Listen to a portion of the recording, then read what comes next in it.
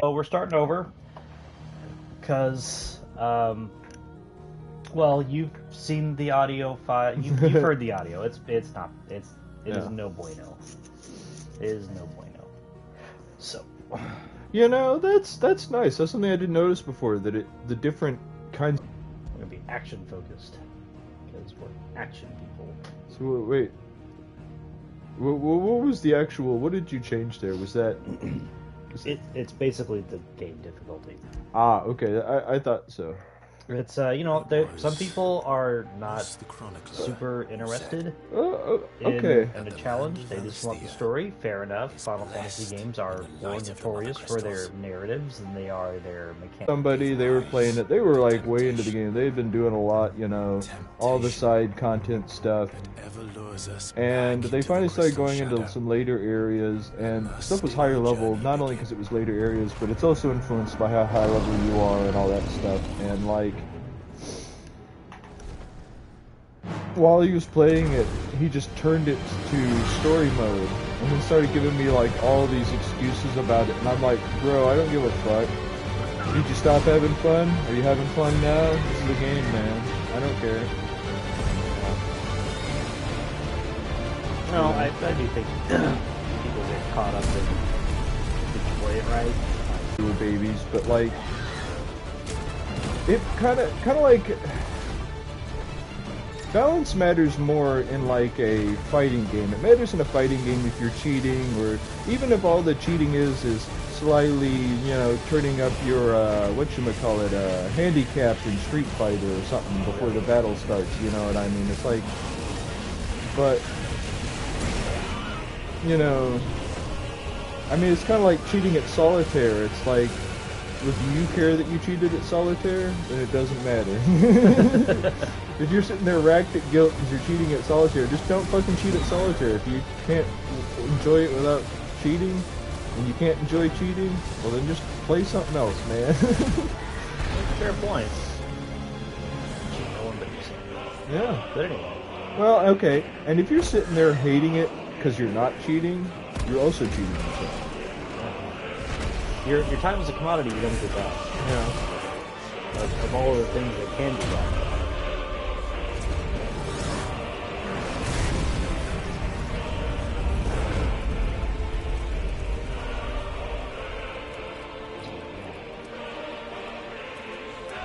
As you know, I mean, I've kind of mentioned this concept before, but the same could be true in the other direction, because it's like, you know, you shouldn't be afraid to turn stuff up if you want to, because like, you know, if you're playing a fighting game, you've played it enough that on normal it literally feels like they're just standing there letting you punch them. Turn it up, unless you're having fun doing that. Yeah. Fair Because, okay, it's been years since I haven't played Armageddon long, and it had just been me losing constantly. I lost against about half the people in it, but still, only like once or twice, you know, not like 8 times in a row. Like, when I was good at it, I had to, like I said, I had to have it on hard. Back when I was really good at it, the only person that would always kick my ass was Shiva. Yeah. Which is funny, because when I fight her on normal, I'm like, oh no, I'm gonna lose. And like, I'm like, oh wait, it's on normal. I can actually beat her. She still beats me sometimes, but it's not like I have no chance. I don't know why I've always been weak to Shiva. I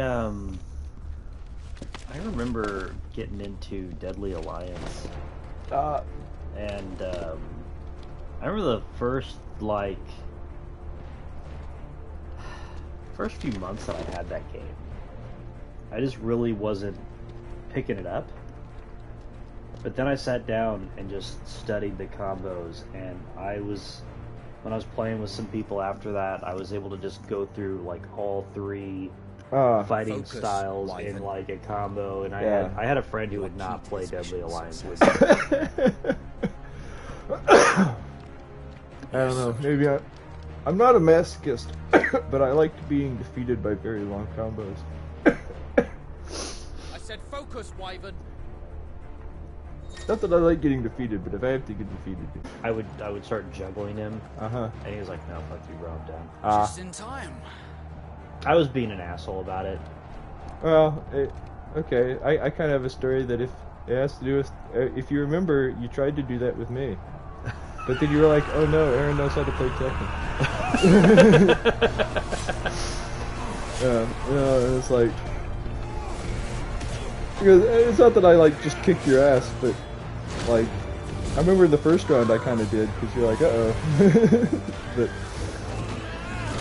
that was one of the, I think Tekken's probably one of the games where we are, most close, I guess, even in skill, in our basic skill with the game. After that, it would probably be Soul Calibur. Although I feel like I'm slightly better at Soul Calibur than you are. You probably are, because it's been a very long time since I played it, and I was only ever really good with Cervantes and Where this is going, they won't need this I new want to say dominant of theirs. I was okay with it. Siegfried's in the game. It's Siegfried, not Nightmare. Not because I prefer Siegfried, but because that's the moveset I've been following from the beginning. Yeah. Once they split them up, Nightmare, he has some moves I wish were still folded into Siegfried, but like his style has changed so much that I would say it decreases my proficiency by about 30%. Marshal, the King of Waloed is our guest. But I've always been good with Siegfried. Although, I don't know. Sorry to think of times when I kicked your ass. But do you remember that time when you...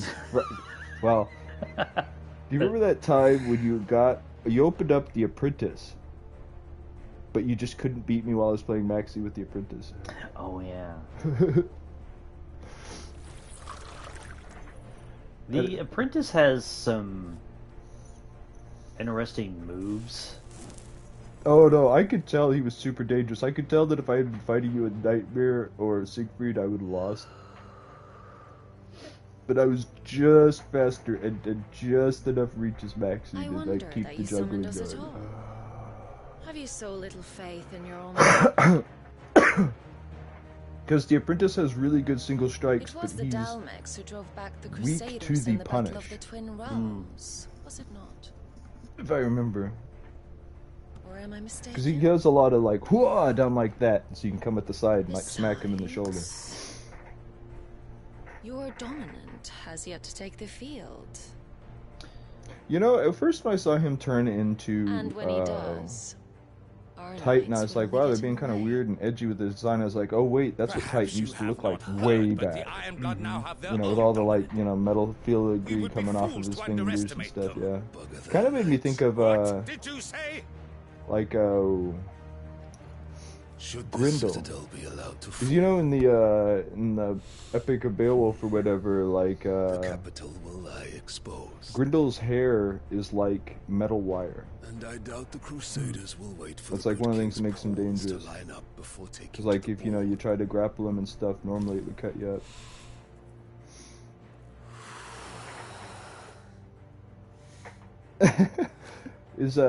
Which just leaves me. What's his name? The Iron Blood Beowulf, the will original rule Mary the Sue. day they set foot And the on reason I Stone. say that is, Gilgamesh doesn't count, because to be a Mary Sue you need two This things. You game need to is over. succeed at, like mental-based challenges. And people have to like you, and people didn't like Gilgamesh until the end of his story. For most of it, everyone was like, you suck, Gilgamesh. Go do some adventure so you're not around. That's a good question. 'Cause, you know, Gilgamesh was more badass than Beowulf, but he wasn't a Mary Sue. Of course, I guess Gilgamesh did have the advantage of being a literal demigod. Of course, that was part of his lack of ability. Is it was in a story set where it was about the gods and stuff. I mean, like, Or do you think me one of the things I think flatter? is kind of interesting about Hercules is people always think of him in the context of a You are a demigod, lion. but his is You're a god's my lion. backstory. Because by the end of it, he's a straight up god. I'm not afraid of And little it's in the frost, context of Benedicta. these But I will these need priests someone to of warm me when Hercules I are come telling you home. this, or this temple of Hercules. Yeah. You know, I can't remember what it was, but there was another country or whatever in the region that worshipped a god that they said that he and Hercules were the same guy. The front lines are They gone. just had a different name for him. This is our chance. The I think chaos they will conceal us. I think they disagreed somewhat on the backstory, but it was pretty much the same. I want to say their holy relic was like his bow. Hmm.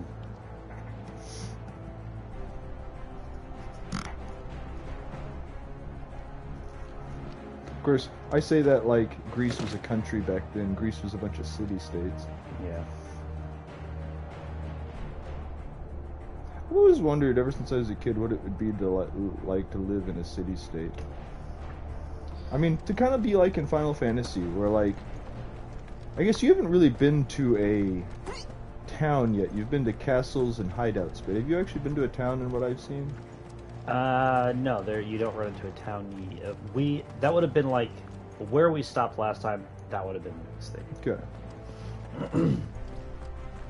But like even somewhere like Midgar and Calm and the Chocobo Corral, even when there's monsters outside and stuff, As always. you have more protection in that area than you would in a city-state Take the area.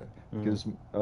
Because it's easy to think of somewhere like Midgar as a city-state, but it's not. A city-state's more like well, like Narsh in 6. Wait. Well, Midgar Something's is not a city. right. Well, it's a corporate kingdom.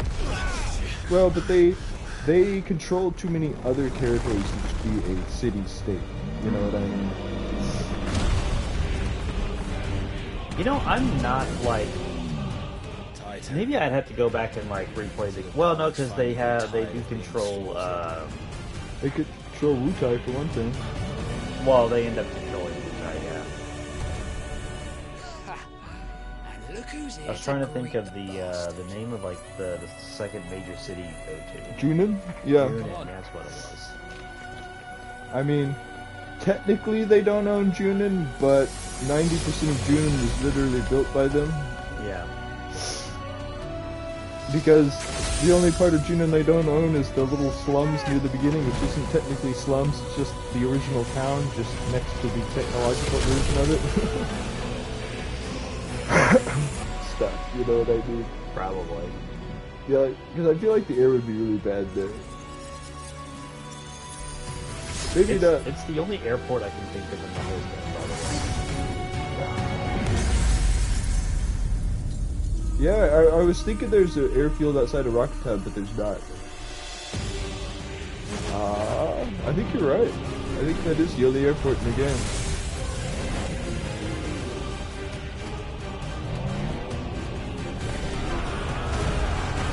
There's a helipad in, You don't Only get to die here, Wyvern. Move! airport. Someone wants to prove me wrong on that. are there only 2 planes in the game? The Galinka and the Tiny Bronco?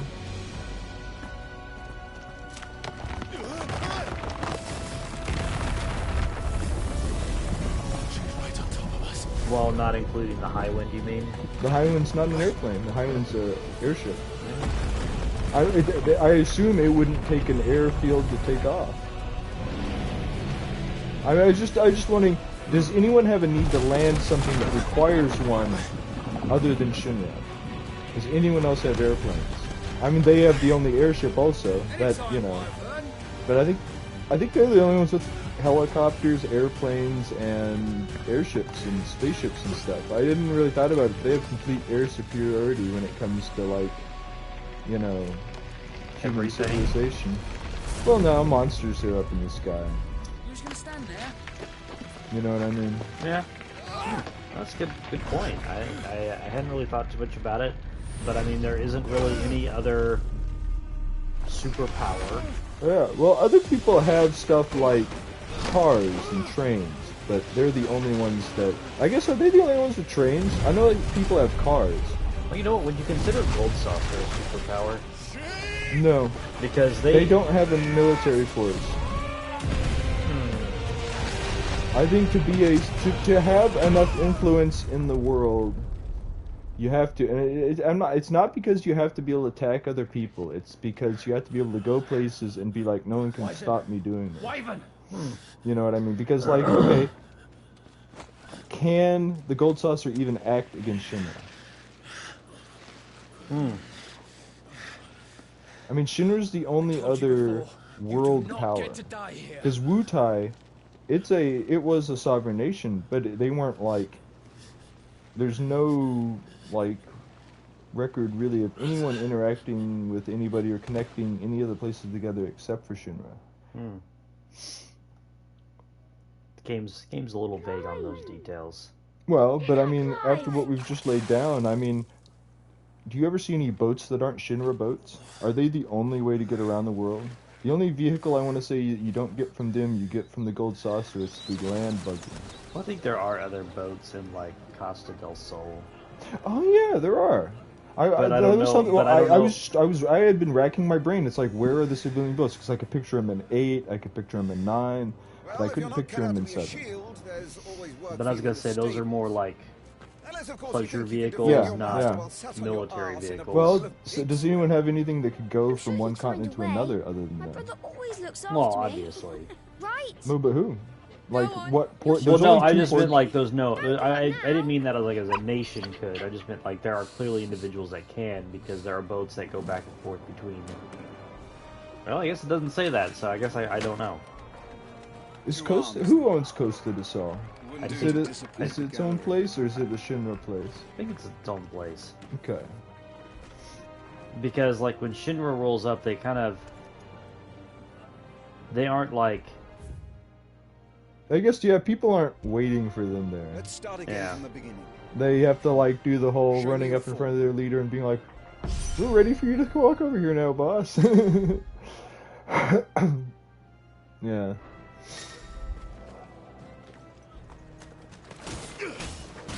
Keep up the pressure.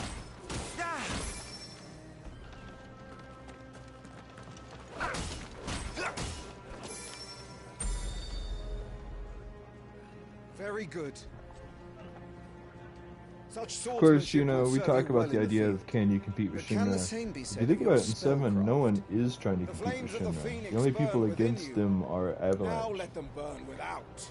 Because I know that there are people who, Conrad, like, rain fire down upon me. not Rocket Town, Cosmo Canyon's just Shinra people who are like, we don't want to be Shinra people anymore, and went to make Cosmo Canyon.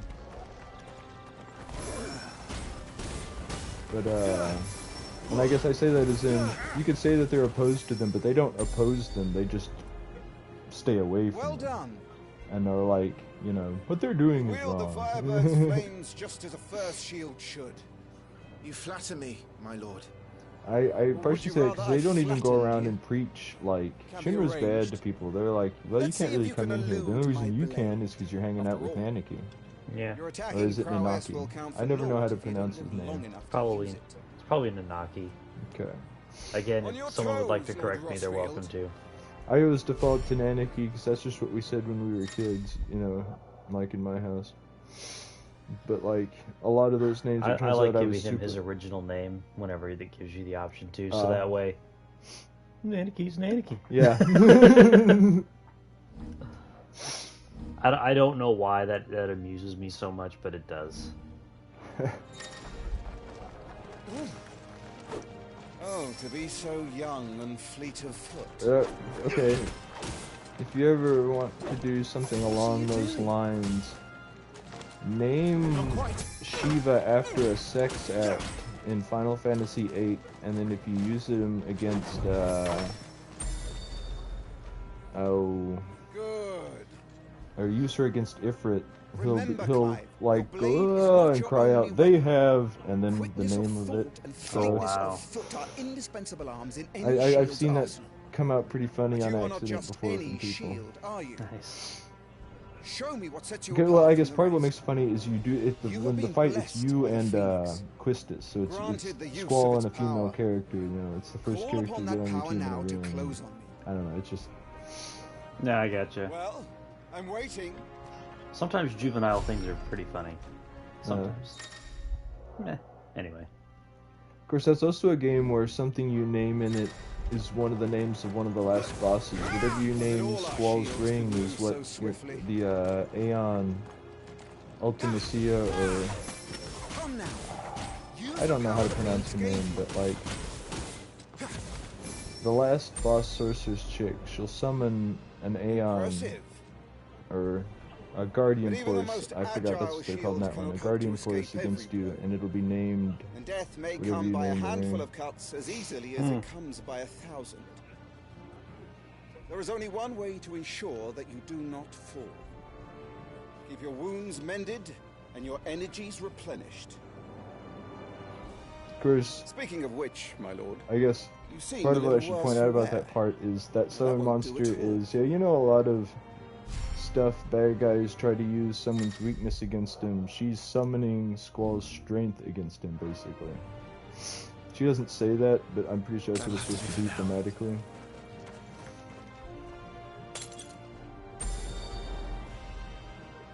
That's better.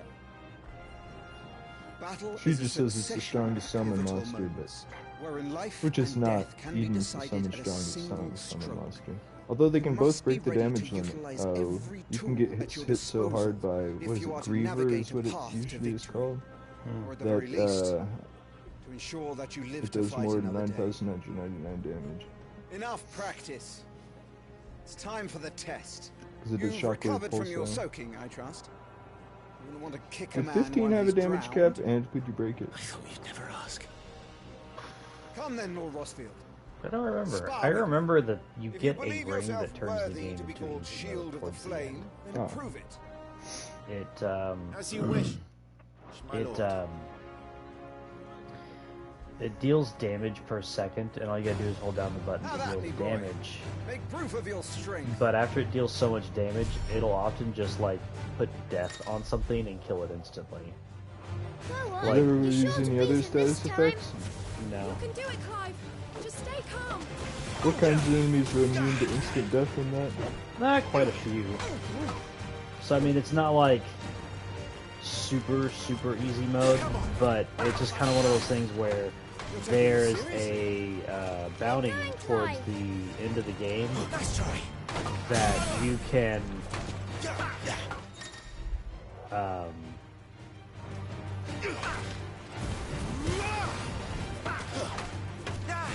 it's you have to kill like these bats.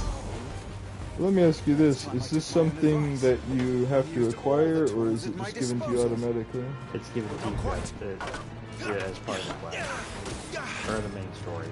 How far in the main story? It is towards the end of the game. Pressing. Ah, Like when you get this thing, you're approaching. Believe in you. well, 'cause yeah, when you started describing this, I was picturing this as though something you could have like some more game or something. Because But anyway, I guess anything you get in a game like Final Fantasy game, though, at the end of the game that's game breaking, I mean, that's kind of, you know, in par with the kind of stuff you get at the end of the game. I mean, would you say it's more or less overwhelming than Knights of the Round? well, here's what I'll say: is that the bounty that you can get, told you you you can could do it. repeat, Aye. Oh. and it gives you a bunch of money and it gives you a bunch of experience. What can you do with money in 15? I was going to say in this one, but this isn't the one we're talking about. What can you do with money in 15? It's You buy taken me long gear. enough. Okay. Buy items. That was a display worthy of your father. I was gonna say you could buy magic, You are but a you true can't. shield. You gotta of find the that out in the flame, and let wilderness. no one tell you otherwise. So you know how you don't use magic Including in me. 8 because that'll like fuck up your stats? What are you Okay. not gawping at? Back You to your don't use drills. magic in 15 because it's just a waste of time. So not even something like Protect is worth it. And I find that to be I- a genuine question, because in some of them, Protect isn't worth it. You don't get protect. Oh. You get fire, water, lightning, and air. Huh. Even in Kingdom Hearts, you get stuff like less damage or curing yourself or... All that shit's done through items. Huh. So you go out and his you'll flames find are a like gift. magic out in the world. mustn't You waste gotta them. draw it Isn't a waste. similar to My 18 or shields look similar after to me. 8. Why shouldn't Okay, it? like you drop a stock of it like in that, or you why. get Yeah. it in the first... Okay, so you Coffee actually... is Okay. more too. But then you have to use Should that be stock outdoors. to make your spells. Fine, it's just Okay. a cold. So that's how you get like push fire, yourself. Fyra, and Once you Fire make... Grace has Let's say returned. you make Fyra, right? Father's yeah. back. Can you use that up and then you have to make it again? Okay. How And much you is get it? like 3 shots with it. Okay. You use it 3 times, and then you got to make Your another Grace, one. And it's please, just this is not no worth place it. for one such as you. It doesn't I do would enough more gladly brave damage or hell anything like that? itself. Not No, even my against stuff darling that's boy. weak to fire? I mean, probably. But it's just, I Gentlemen, found that with all the Rosaria trouble you have to thanks go you for through your just to use it, it's indefatigable not worth it, loyalty. even experimenting Thank you. with. That was Your my Grace. We live Okay. to serve. my. So let me ask you this: do you think that if it was as easy to use as magic is Joshua. in 7, that it would have been worthwhile? Oh, it definitely would have been worthwhile if it was something like that. Okay, But like, yeah, well, everybody's basically a We have fighter discussed in this. 15. yeah. I'm sorry. No, I get the way that one is and stuff. I didn't know that Good day it to you, was so I guess I don't want to say unmagical, but like they were so not magic users. No, it's Magic is really disappointing Come, in 15. Joshua. They don't really. I don't feel Your that father you're will be encouraged expecting to us. try it or use it or anything with the way that it's done. And again, that was my mileage. Someone else's may vary. Lord Murdoch. Whatever. But Your Grace. You know what I need to do at some point? Maybe I'll stream this later or something. I don't know. I might never get around to it, but like, I need to run through Final Fantasy VII. What a way to Not treat not your using own any flesh materia, and but blood. not using any materia that give me any know. commands. No It's not command his materia, fault. magic materia, summon everyone can materia. be born with Just feelings. like the other kind of materia, and just attack everything to death and see if I can do it. I'm pretty sure it'll work, but We should like, join them. I've never actually done it. I've always wanted to do a level like that, but I never get around to it. I always succumb to the grind. I have a level on my PS3. I need to get that fixed so we can start streaming PS3 games. That'd be awesome. No? I have a level where I'm on disc 2 and everybody's like level 60 or something. Ah, cool. And I've got like a crap ton of mastered materia. A crap ton. Like every time I would Oh, master I was going to materia, ask how I many would. long-range materia, but did you ever go back and get it? I remember you missed that initially. You didn't have it for the gold saucer. Did you get it before you like got super high level, or did you? That one, 'cause- yeah, I got that one. Okay. Well, I remember you were at the gold saucer, but you're like, I forgot the fucking long-range materia. No, I think what it was is I didn't have it equipped. Ah. Right. Okay. My I friends. forgot to equip it. Welcome home, Father. Every time Thank in you, that Joshua. playthrough, every time I mastered You a are well materia, I would adjusted. unequip that one and Yes, re-equip Father. Much the better. new one. Today, June and I went to the bay Okay. to watch So I would close just start weather. grinding that one. Is that so? And like I said, I have a stockpile of mastered materia so that when I get to that part of the game, Stop it, boy. Yeah. How many long-range fine materia do you end up hound needing? one I day. guess I can think of 3 long-range characters: Yuffie, Vincent, Lift up and your head, Barrett. girl. Is that it? Thank you, Your Grace. Because I want to say there's 9 characters overall, but like, let's say there's only 8 of, The and capital the 9th rejoices one at would your be safe return, not long range anyway. Grace. Are those the only 3 long range characters? War is coming, my boy. We must make ready.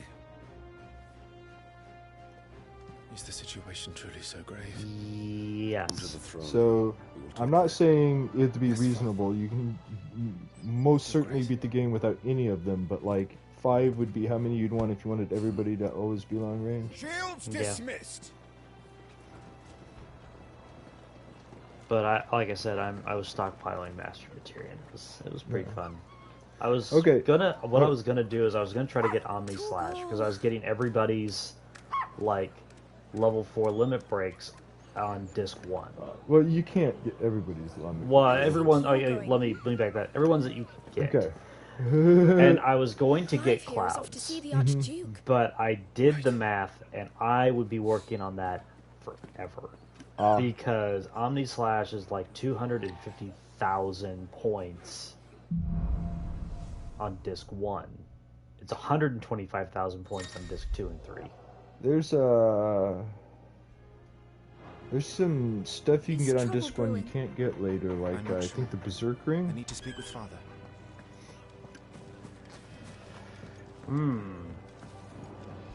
From the Battle Maybe Ring shift this specifically. I now mean, I before keep we missing lose it the when I light. go through the game. I think disc 1's the only time you can get the umbrella also, isn't it? Don't you want to build up points? Not necessarily on the date, but like before you get any further in the game, you want to get enough gold points so you can... Or just keep loading, but do the speed square.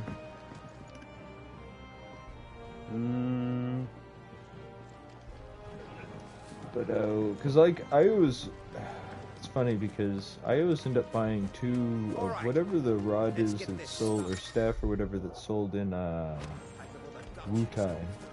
You know, that's the only town that sells like a weapon for everybody.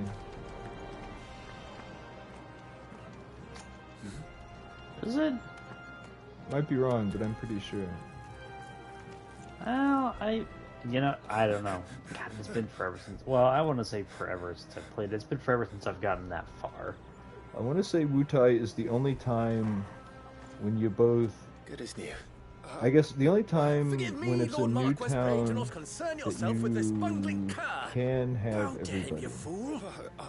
by the first time. to Or speak. you at least, because you don't have to have everybody, but you can have both optional characters, and Sid is the last character was you no get in trouble. that.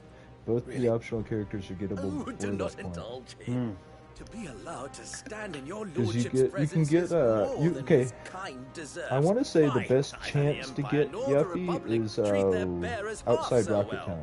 He was lucky That to be little born in forest your outside of father's there, dominion. that's like the best chance to Very run into lucky, her in a as random I battle. remind him I always get her every day. right before Gino. Yep, me too. You can get her that early, and Vincent, Stand. you know, as soon as you Please. get to, what's there? Nibelheim? Yeah. Yeah, as soon as you get to Nibelheim, you can go do the stuff to get him. I trust his good fortune will continue. She course, also, That if you is go your to lordship's Wutai, wish. she basically joined your party. Don't work Because too you hard. can, like, not Remember, have her in your it is for the party. good of the Oh, and duchy that whole you serve. series of events still Yeah. happens? Ah, interesting. I've never done that. As do If we all, you my get to lord. Wutai without her in your As do party, we all. Yeah. there is a point where you're going up the road Come along now. where it Back to your stops. duties. Ah, and you go through the encounter with her, like Okay. you do, like in Yeah, like the yeah. wooded areas. huh. And then from there, she takes your shit and then runs to Wutai. Okay. Interesting. Which, narratively speaking, kind of makes more sense, but You know, it's funny because by the time Looks like they're getting ready for it supper. was the second time I was going through the game that I was actually think going to make someone's it to the hungry. end. I got her as soon as possible because that way I could have 3 long-range people for the bottom swell fight. you know, I've never gone through the game without the secret characters.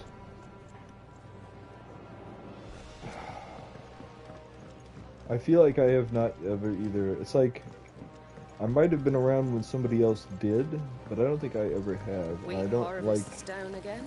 It's not like it was one of those things that I was like, I was, sitting there watching closely while they went through the game without those characters. Not that you'd notice a whole lot. I mean, Nice and it's quiet like in here, isn't you it? can get. I've totally got them Where's before, and they only showed up in the scenes where they've got to, which is very few. I usually do use them, but like, although it's been a while since I've used Vincent, to be honest. I used to use him quite a bit. One of the things you can do with him is he has a 255 accuracy weapon that's actually rather strong, and you could, what's it called? Death Blow? The, like, low chance to hit, Clive, always a critical strike physical attack. Are you He'll worried about the usually war? hit with that with his the 255. soldiers will expect know. the You know, Phoenix you to can get help one of his them. weapons near the beginning of the game. I don't Yeah. know Like if hours they can. before he, like, even Don't is in the worry, party. Joshua. I think that is the weapon I'm Father will talking about. guide It's you. either that one or it's the one that's got really good mana I will growth protect or you. whatever. Like the Peacemaker and Always. Yeah. Time or I Calm know. or whatever. Thank you, Clive. I always get that and sell it because it's like a bunch of money. Oh, I guess I never sell, like, even if I get like 5 of a weapon in Final Fantasy 7, I never sell them. I think it's because you can get away with not selling that kind of stuff. I think I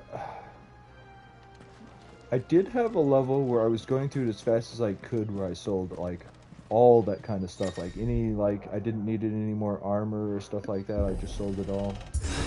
But in recent times I've been going through it, I've actually been trying to achieve, and I keep failing for some reason or another, to get as many, at least enough of every kind of armor that everybody can Good equip luck. it, and that many with accessories if it's possible. Although there are some armor that there's literally like 1 or 2 of them, or like 3. I always get the wizard bangle, and then after that I stopped giving a shit about armor. Do you buy them? Yeah. Okay. You know you can steal them from the, you know how there's like, the running bird enemies by the Chocobo Corral? Yeah. There's guys who are Commanded my recolored presence, models Your of them, Grace. and they're tougher in the How may I ancient serve you? forest, and you can steal them from them. I'm not saying you should, it's actually Alright, you better can to start buy licking them. my boots. But like Mother at one isn't point here. I was so obsessed with like trying to get everything without buying it that I Do could you that I think was sitting there territories fare any doing that. better? That's what ended up actually I think making me put down that level and not play it anymore. Not Must that I was lie like under a I'm pall not of playing this black. anymore. I just was like I'm gonna take a break and In just just never these got few around to it moons. again. Yeah. The Blight has taken nigh on all of the northern reaches. It is What's only your a matter favorite of Final time Fantasy? before 6. it crosses the border. Everybody loves 6. Well, it's just because it's the one I started on. Nearly every available And, building in like, the capital is already occupied Part of by what those confirmed fleeing for me deadlands. that was supposed to be the way Even they if we were were was to send playing them 4 south right to after Port that, but Isolde, it turns out more that would have that far are in their those wake. are like 2 of the most like each other of day all of we them. delay That brings if you us played those, closer it to would really seem disaster. like there's this way Final We Fantasy must games move are. now. And they are rather different from each other in a lot of ways, but like you know what I mean though. I would like, say mechanically they're very different, but have they have traded like a blows lot of with them for too similarities long. where like people are It is time classes. well, and kind of yeah, At the very and least, we like must getting secure spells Drake's for leveling breath. up, stuff like that. That's actually rather Without the blessing rare of the in Mother Final Crystal, Fantasy we games. cannot defend Yeah. our realm from the spread of the Blight. You know. But yeah, getting your powers from leveling up, like I said, being the classes, stuff Divine like blood that. will not relinquish it easily. Like, This will it's be a funny how bitter fight. I've heard a lot of people say that Final We ride for Fantasy Phoenix 9 is Gate like, it's tomorrow. going back to the basics, because everyone's set There we will listen classes to the again. And words I of do our like it when they're ancestors, set as classes, tradition but dictates. it's like in the original one, Going I to go guess you were with you set is to classes, push but you you. could also have, like, 4 There fighters. is something else I would have you do first. You know, it's like, you want to play that way? Play that way. And hey, it can work. You people are just going to die sometimes. You have to go all the way back to town to bring them back to life. But, I mean, I've done it with 4 monks. What is it you and your brother used to say? Party of fighters get shit done. Goblins in the yeah. stone marshes. I know of the rumors, yes. Then you know what must be The done. most recent level I beat it I'll with, give you two I good won, men. what was it? It was, While we ride north tomorrow, you will journey to Stillwind. I think it was Search it a and fighter, clear it. 2 monks, and a Then white you will mage. join us at Phoenix Gate.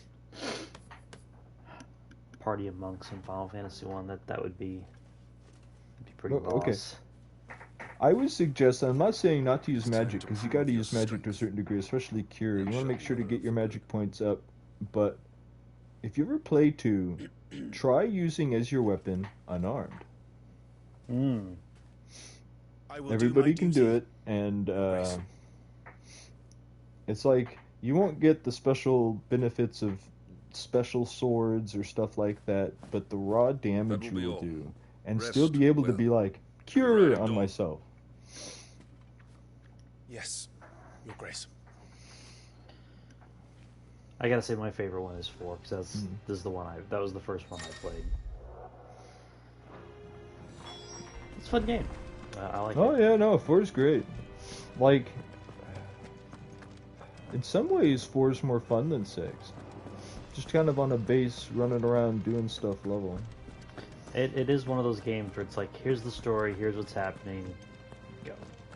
Part of the way I was playing 6 wrong the first time I played it, because, like, sure, I had played, or not 6, 4, I had played, like, Final Fantasy 6, but I also played a lot of Dragon Quest and Wizardry and stuff, and so I thought what I did the first time, and I've done this since then, forgetting the way that one is, but is every time I got a new character, sit and level them up, and get a new character, level them up. But the first several areas of that game are all designed for long will you first be level away this characters. time? The monsters do become more dangerous, so it's How more long? like they're more tactically dangerous. 4 Yeah. days. But until you get to 5. like where they kick everyone out of your party again, and you you will just be have taking Horum and Joshua. Palom, you I don't can't really exactly need leave to them be leveling behind, anyone up. Can I? Yeah.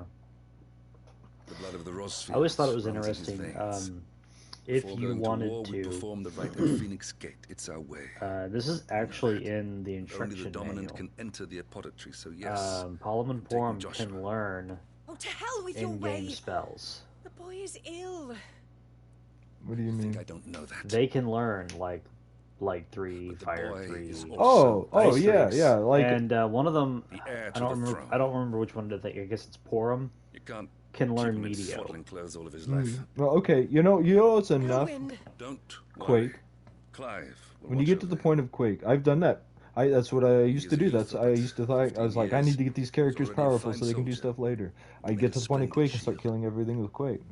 You see more in him I than the was good, Phoenix too. did. Yeah. He was rejected, Or Elwyn. I was at what is in that one? Our Virus. household has Well, no wasn't place 4 for the such a first one where failure. Quake He is did damage worthless, as a opposed to man like instant any death? other. As am I. I my don't know dear. because I've not played 3. Nonsense. Yeah. Well, actually, okay, let me take that I back. haven't either. I have Archduke played of 3, Rosaria. but not for Not more this than 10 again. minutes. Ah. I was at a friend's house and he had You it know on as well as DS I because that do was that like I how only it sit got upon the released in throne North because my America father was the first taken time before through. his And time. so the I am merely well, no, they did the pixel warming the remaster seat. version, so there is Joshua a comes of age. pixel like original OG You one, are whatever your that's like father's that firstborn son. in the States now. You sit upon the throne. Like the first time I ever played it Always was in like its on right a place. DS. And I was at a friend's Like house. It was son, his DS, his you copy of the have game, not and I disgraced played it. our And it was noble just kind of more of blood. like I want to try this out, Without but I men didn't like want to Clive just keep sit us there and safe, get into it because your it precious wasn't noble mine. blood And, would the whole long since thing. have And graced Yeah. the gutter. I just never came back to it. Like I ended up buying a copy years later, Ah. and I found a complete Yeah, we only copy at a start. local GameStop back when Going they to still sleep. sold DS games. And I didn't play it for like months because I was playing other stuff, but I was like, oh man, I'm not going to run into this again. Yeah. I went to go play it. Cart didn't work. Oh. I was so mad because I was past my ability to return it. Yeah. So it just sat on my shelf, and I was like, that game. This isn't I didn't pay a lot for Time to it. prove I wasn't yourself. like super mad Wishing about on it. a It was star. kind of more just like, man, get to the stuff little old before. She gets some sleep. Right. I mean, if you were to look at my like shelf of games right now, I can tell you right now, a lot of them are just like waiting to be played. Like I have 2 copies You're of going with them Saifu tomorrow, aren't you? because I am this is the kind of Joshua's asshole shield. that I am. I'm sworn I to went protect him. to my local GameStop not long ago, He and takes they too many had risks. the Vengeance I only edition wish I could save him from on himself. Switch, and Clive, you... I was expecting that to be like the only one they had. I They were have just another going to hand mission, me, too. you know, Father the has one given that they me my had. first command. Dude reaches into the shell, or reaches into the drawer, Well, hands me if a you're not going to factory pray to sealed Metia for copy your of it. safe return, I shall I just want have to point do out it that for this you. is a Steelbook Switch game. You know how rare that shit is? Like, you know how uncommon Steelbook games for Switch are? I have... I guess I personally don't know. Like, what is there like 3 of them or something? Or They are not a common thing. Like, they just not common. Not a lot of companies It's going are to be investing another war, in Steelbook isn't there? cases for Switch games. They just aren't. And, you know, fair enough. They're a Since weird coming here, size. I've It begun to probably take it costs for more granted. to Say it's- manufacture them. Switch I games are assume the war something between people our carry nations on will be the like one of last. those. It's not. It looks like one of those old like CD books, but But it, it never like the really little ends, does one it? you put in your purse or something. But it's it's got a lot of pouches in it. It almost looks like a soft tackle box or something, and it's got a bunch of The next teeny war will little be bigger than cartridges. before. But anyway, Okay, wait. when he You'll be handed alright, this to me, won't I you? was just Yeah. like, "You You're a shield of motherfucker! Rosaria I can't after play all. this. I'm not gonna I'm blessed open by this. Ah. It's sitting Yeah. over there, still I- sealed, just I hanging see it. out." And I went back a couple of weeks later, and they had a used copy of it for PlayStation 5, so that's what I got. And it's like the exact same steel book. It's like the whole thing. And I was just like, and it was the same guy that sold it. They sold the other one to me because he was sitting there asking. Like, he was kind of looked at me like, "Are you buying this again?" I was just like, "Yes." Kind of have those moments where you're just like, "Bro, don't make me say it." Yeah. I got a couple of things that day actually. I got a copy of like the new Saints Row game, or the last Saints Row game. As like a collector's edition kind of thing, and it was pretty cheap because nobody wanted it. I guess it's just super bad. I don't know. I'm gonna play it at some point and find out just how bad it is. I guess it's all super woke or something. I don't know. you know. Yeah. And that's, I don't know, I'm just tired of the word woke. Because whether you're using it like positively or negatively, you just kind of come across as someone that's just like completely full of themselves. Don't worry. Ah. I'm sure you'll do brilliantly. And, you know, I'm just like, okay. Okay. You know. I don't care I don't care how you feel about it, bro. I got other stuff going on in my life. This doesn't pertain to my bills. Yeah. It makes me think of that, what was his name? Okay, the song was like I Got Bills or something like that. You remember that one, right? Yeah, Lunchbox. Yeah. Yeah, that was entertaining. Friends, we ride But, for Phoenix Gate. Yeah, no, like May I said, the half blessing my of the shelf is for crystals games, and go it's with like us. playing these. I will, bro. I will play these games at some point, but His Grace I work departs. 2 jobs. Open the gates. Very little free time. This is what I do with my free time. We're gonna get there. We're gonna get there. Because some more time's gonna open up, and we're gonna be hopefully doing this more often. Lord Rossfield, allow me. I shall see her safely to Phoenix Gate. Well, I mean, so far it's going pretty good, we think. Yeah. How do you think it's going? Getting some viewer interactions here. We're ready to depart, my lord. May I say what an honor it is to serve alongside you? You know, remember before when I was comparing this game to Final Fantasy 12 and its feel? Yeah. Some of it is that This its is to be music. no mere investigation. Because it's the If there are goblins in kind Stonewood, of they Final won't Fantasy leave music willingly. that 12 uses, you know. The beastmen are a fierce foe. Well, I think Kind of they the- still get. Underestimate I them think they at still our get peril. Umatsu to do. Not the music. today, I we don't know. won't. Maybe I don't know if this one does or doesn't. Hmm. I So know wait. that they've. Sir I think Tyler. this one. Let us do our duty. With pleasure, my lord. I want to As say you command. Nomura is the the producer, marshes, but then. he's not like the art director, and he's not the director. And may the blessing of the So- crystals go with us. Yeah, Okay. but I'd have to look into that, and I'm not gonna do that right now. I'm not a big fan of like Nomura's art. Oh. I'm just not. I think it. I mean, I've liked games that he's designed, but for the most part, I'm not super into belts and zippers of the character.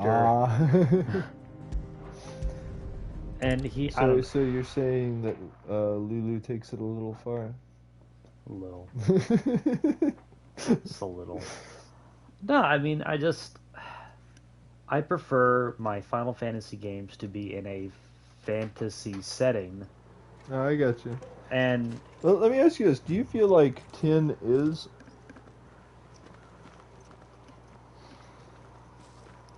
Because I know Titus doesn't come from one, but like, would you say that the world you spend most of your time in Keep your is? eyes open for those. well, goblins. it's certainly a unique Reports world, placed and them in I this like area. that. It's all swamps. No, from I here. mean, 10. What's your There step, is a my lot lord? that I like about 10. And The everything one else? big thing that I don't like about 10 is that the game is one big hallway. Ah, And that is like my beef with 13, that's my beef with 10.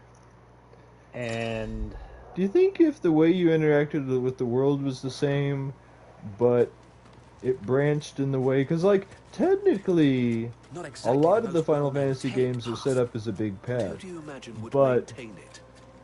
They don't just go fled from straight the blight. forward like 10. I mean, 10's world is literally a path of Anyone land. used to live here. You know, I can only argue that, you know, point so much, because it is like, it's like if there's an area in 6, it's called like the Snake Trench or whatever, when it Yeah, becomes yeah, the world yeah. of Ruin, it's like not a trench anymore, it's a ridge. Yeah. And that's like, it is What- just an island Yeah, that it's like- snakes. that's Spira. Yeah.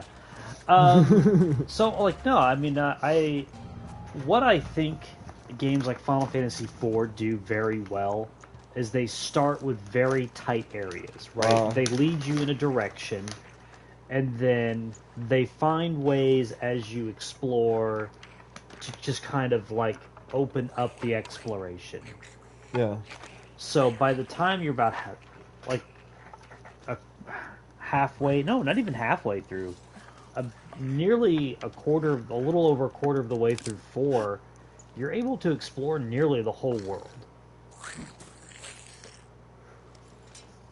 But before you go underground, I know you have an airship before you go underground. Where is it that you can't go? 'Cause I remember there being areas you can't go. Is it areas where, like, forests are the only places to land aside from, like, hills and deserts or something like that? So there's a handful of places you can't. I'm trying to think. So I remember 4 having a lot of airships. It's what, like 3 or 4 of them right including the whale.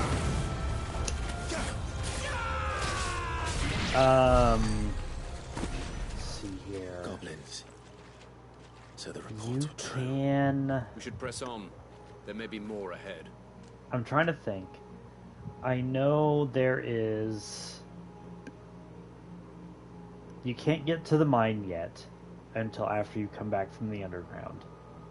Or the adamantite mine. You can't go there yet because you need the aircraft to get there. You can't go directly to the magnetic cave because you need the black chocobo to go there, and you can only do that. You can get that before going to Troya or whatever, but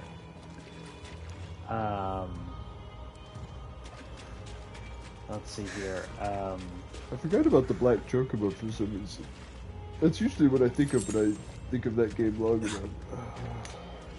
You know, Cecil riding a black chocobo towards the castle is the cover of like the Nintendo Power that game's featured in. Huh, I didn't know that. Welcome to Stillwind. I had a subscription to that game magazine as a kid. There's more.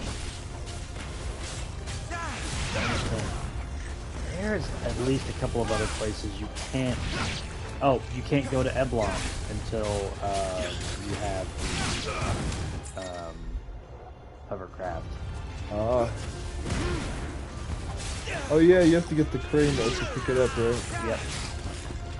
But you can go to the ruined castle of Eblon. Is there a submarine in 4? No. Okay. The other one, which ones all do and don't have the...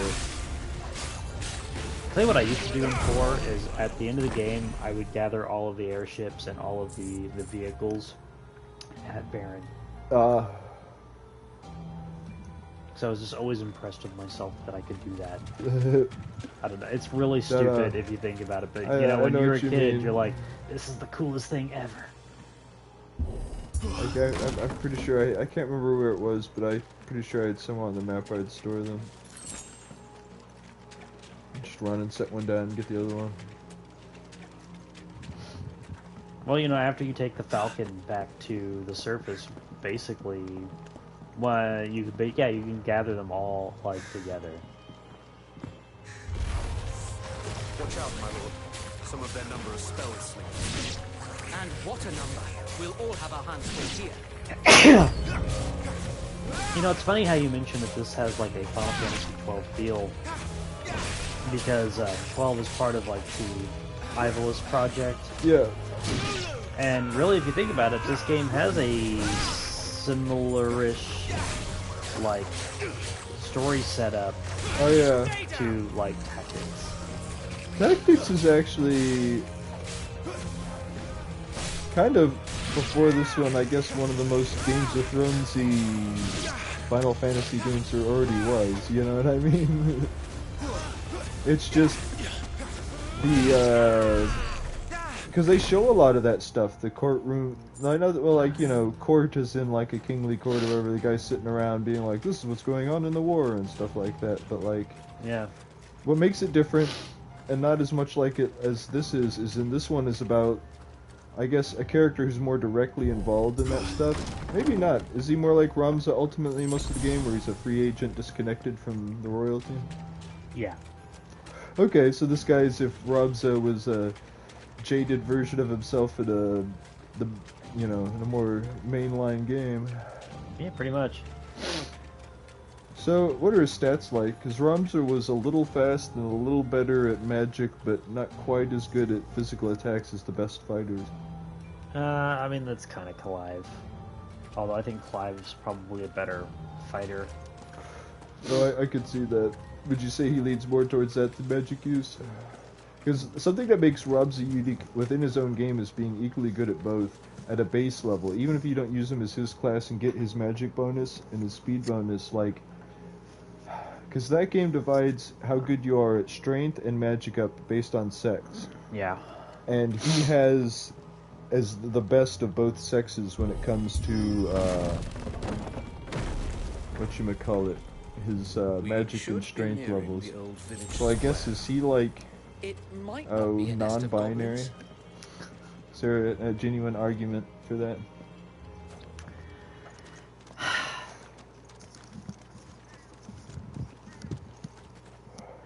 Until the PSP game definitively answered this for me. I was not sure if Ramza was a boy or a girl. Because he just looks like... Well, you know, like, I knew he was a guy because of, well, mechanically speaking, he's charmed by chicks. Like... There is no, like, everyone technically in Tactics is straight, except for monsters who are, like, I guess, pansexual because anybody can charm them. Take care of his followers first. Well, I mean, the game tells you that he's a man in his stat block, but like I said, just the way that he looked, and I was just like, is this like, is he supposed to like look this androgynous? How intended is this? And that was kind of how I thought about like Vaughn's look as well. I was like, man, that dude is trying really hard to look like a girl. You know, as weird as Vaughn may look, like, I definitely prefer the way he looks in the original game over when they tried to fix him and make him look a little more masculine and a little less weird, and he just looks weird. Yeah. I mean, again, I'm not trying to complain about these characters' designs or anything. It's just, that is just kind of like the impressions that you get at the time. You could genuinely argue that Vanilla only exists to make Vaughn look less feminine. Fair enough.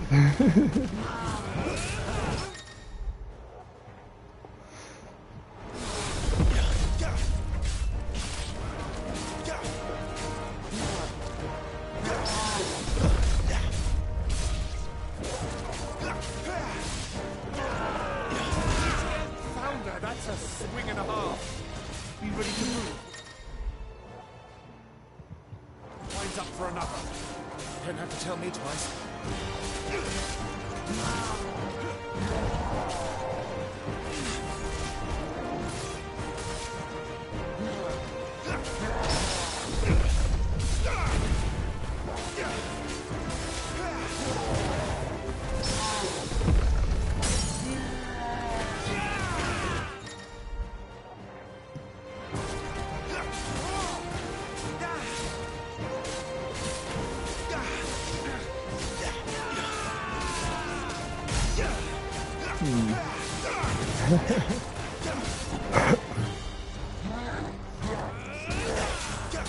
Oh shit, I forgot. This one starts to spin.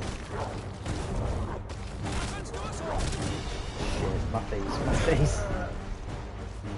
You know, they kind of like using Giant as a boss in Hollow Knights against Hunter.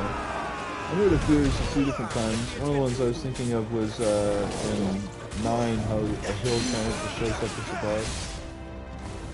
I always get stuck on that boss, not because I can't beat him, but because I, like, always try to steal. There's a flute you can steal from him that's like the hard thing to steal from him or something like that, and like, if you steal it then, it's totally unnecessary, but like, you get it earlier than you would, and you can start learning some abilities early and stuff like that, and like, I always try to get it. Kind of like how, even though you always lose the fights to Beatrix, I always try to steal the good stuff from her before I lose the fights. Even though you get it like right after. And like, Like, one of the things I always steal from her is an ice brand, and it's really good at that point of the game, but I also always get the blood sword and end up using that when it's just Steiner with no one to heal him for a little while. And then, like, right after that part, when you're getting out of Alexandria, you can find a ice brand or wizard or whatever it is from, or like on the way out. Yeah. And so, I don't know, I think it's a sickness I have. Fine display, my lord.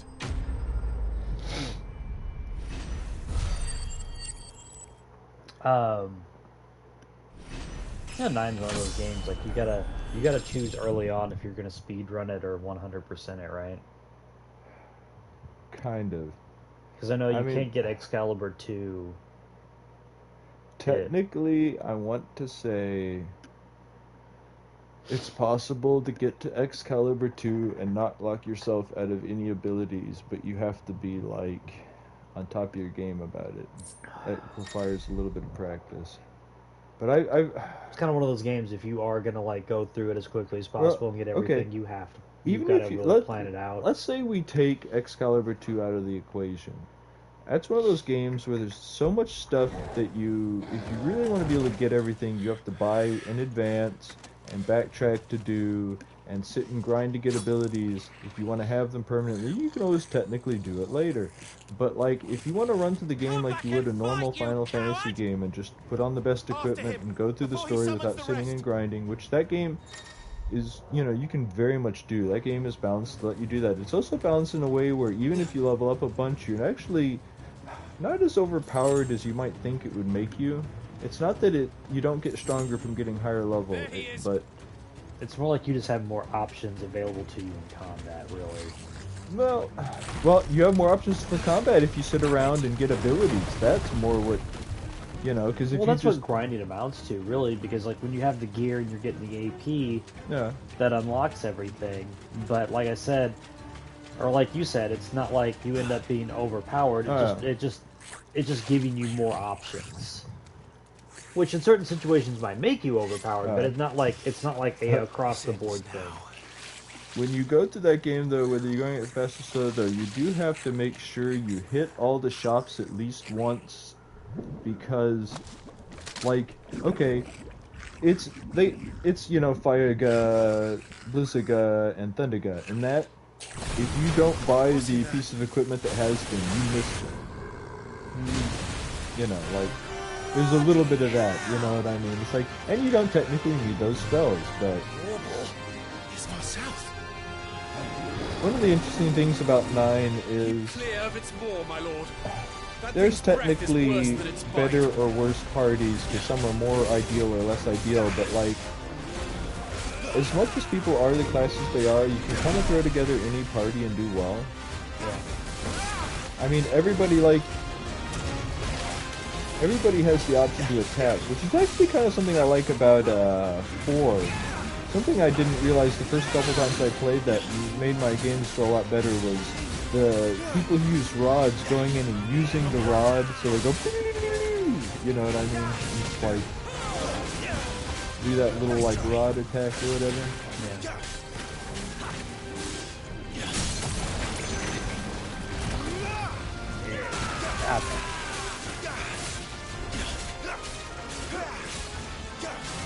So is that a combo, or do you have to, like, It's just a time thing.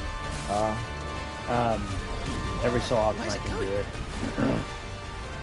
Your guess is as good as mine.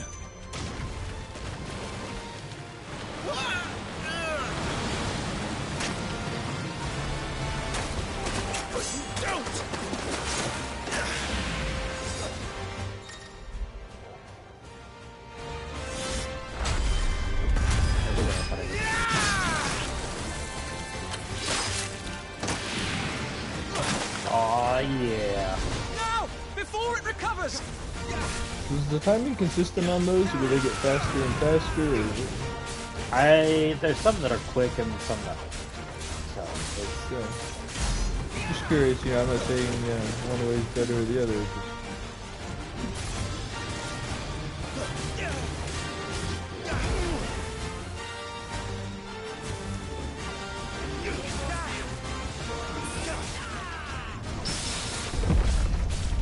Something this one kind of makes me think of is Legend of Mana. I've actually been thinking of streaming that.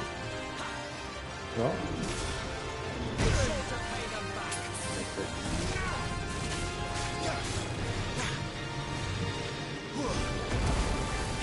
it's something we should do at some point on, I guess, you know, I know we have Final Fantasy stuff upcoming, but at some point we should do that two-player. That's one of those ones you can do two-player co-op. Well, I can fire up the Super Nintendo Mini and work that out. You know what? They did do a... So, no, that's a PlayStation game. That's actually something Oh, more... yeah, you said... I'm sorry, I thought you said... That's something whenever you get the PlayStation 3. It should run it. Yeah, my PlayStation 3, I think the power supply is dead in it. So I think the issue is getting the power supply.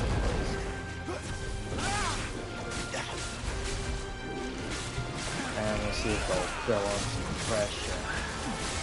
there's a place close by that they'll get from this here.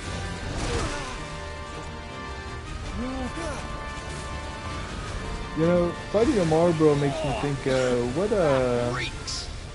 has been the worst status effect in this game in your experience so far? Not like at this point in the game, but from what you've played.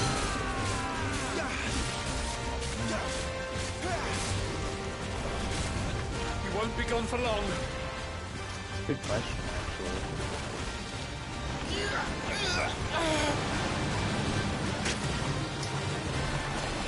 I don't think I've been transformed.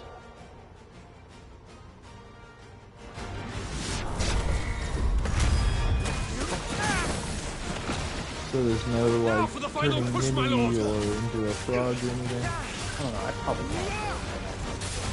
So, you know, I have such long periods of time before I played these games. I just feel like what's different about them. Yeah. And I know that makes me frustrated because I'm like, I've played this before.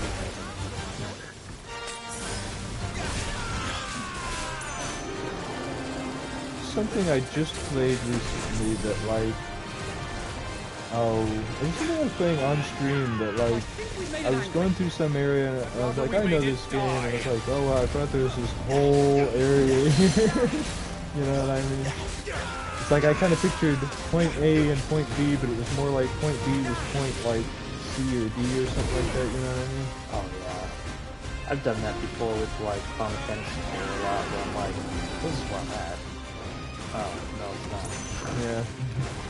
I'm not with 7 of them times too. I think I'm going to do something. You know, 7 might be the Final Fantasy game I've gone through the most. Just partially from raw opportunity to, you know what I mean? Yeah. Part of, you know, it's funny because part of the reason that would be true is when we had a PlayStation when I was a kid, it was the system we had the fewest games for, so there was the less stuff people were buying for on it. I mean, it had good games, you know, and there were some popular ones.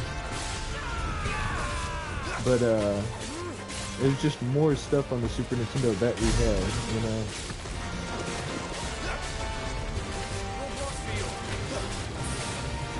Of course, I remember you talking about, you know, your brother having a system or whatever, but, like, as much as that, you know, may or may not have sucked, there was a certain disadvantage to any systems we had to be completely communal.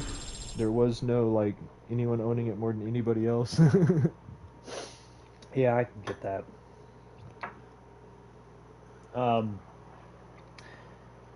I have very few things that have actually survived my childhood. And my Sega Saturn is like it. Every game that I had for my Saturn are games that I had as a kid. So what was the game, the original game you guys had for it? 'Cause, like, with the PlayStation, for me, it was Tomb Raider. For the Saturn or for our PlayStation? For the Saturn. I mean, I guess, you okay, know, I was just comparing it to this, what I was talking about. Okay, so I bought the Sega Saturn for Knights. Ah. That was like the only game I had for a while. That and the demo discs that came with it for Bug and Panzer Dragoon. Ah. What's the deal with Bug? I know what the deal is Panzer Dragoon, but It's a platformer. Ah, okay. That's all it is. It's a really weird platformer too. Oh? Because it was...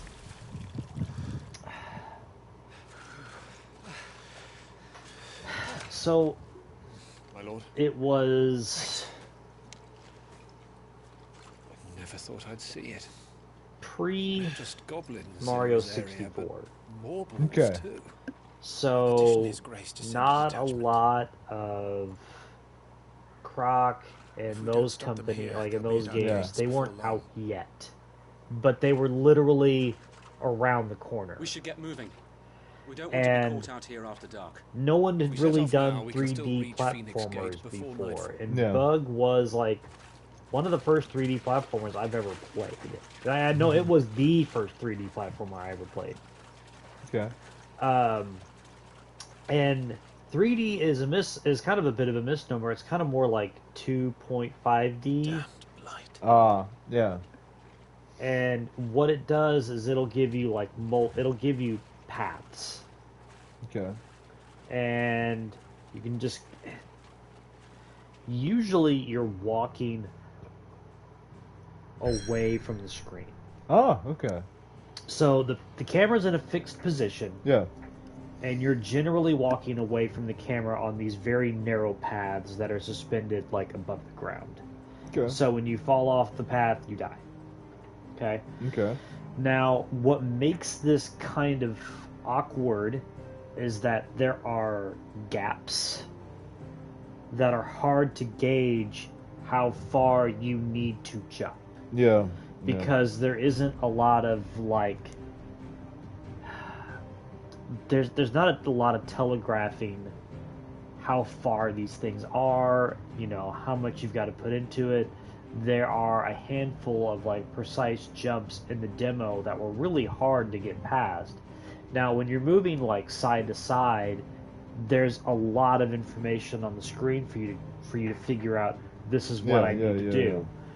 But when it's like in the background and the foreground, especially in the foreground, because there's times where you have to walk forward. Yeah. And there are a few leaps of faith that you've got to just take. Yeah.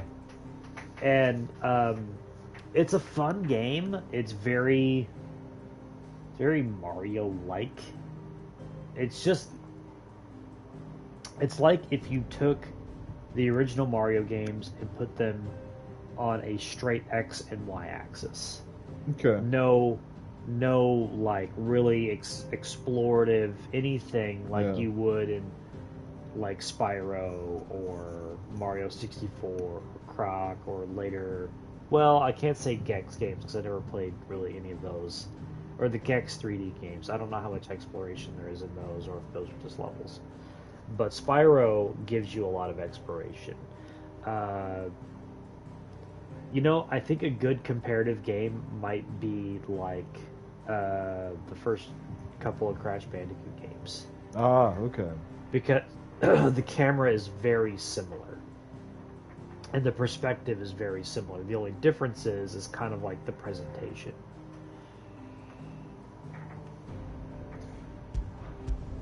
I mean, like I said, Bug is a fun game.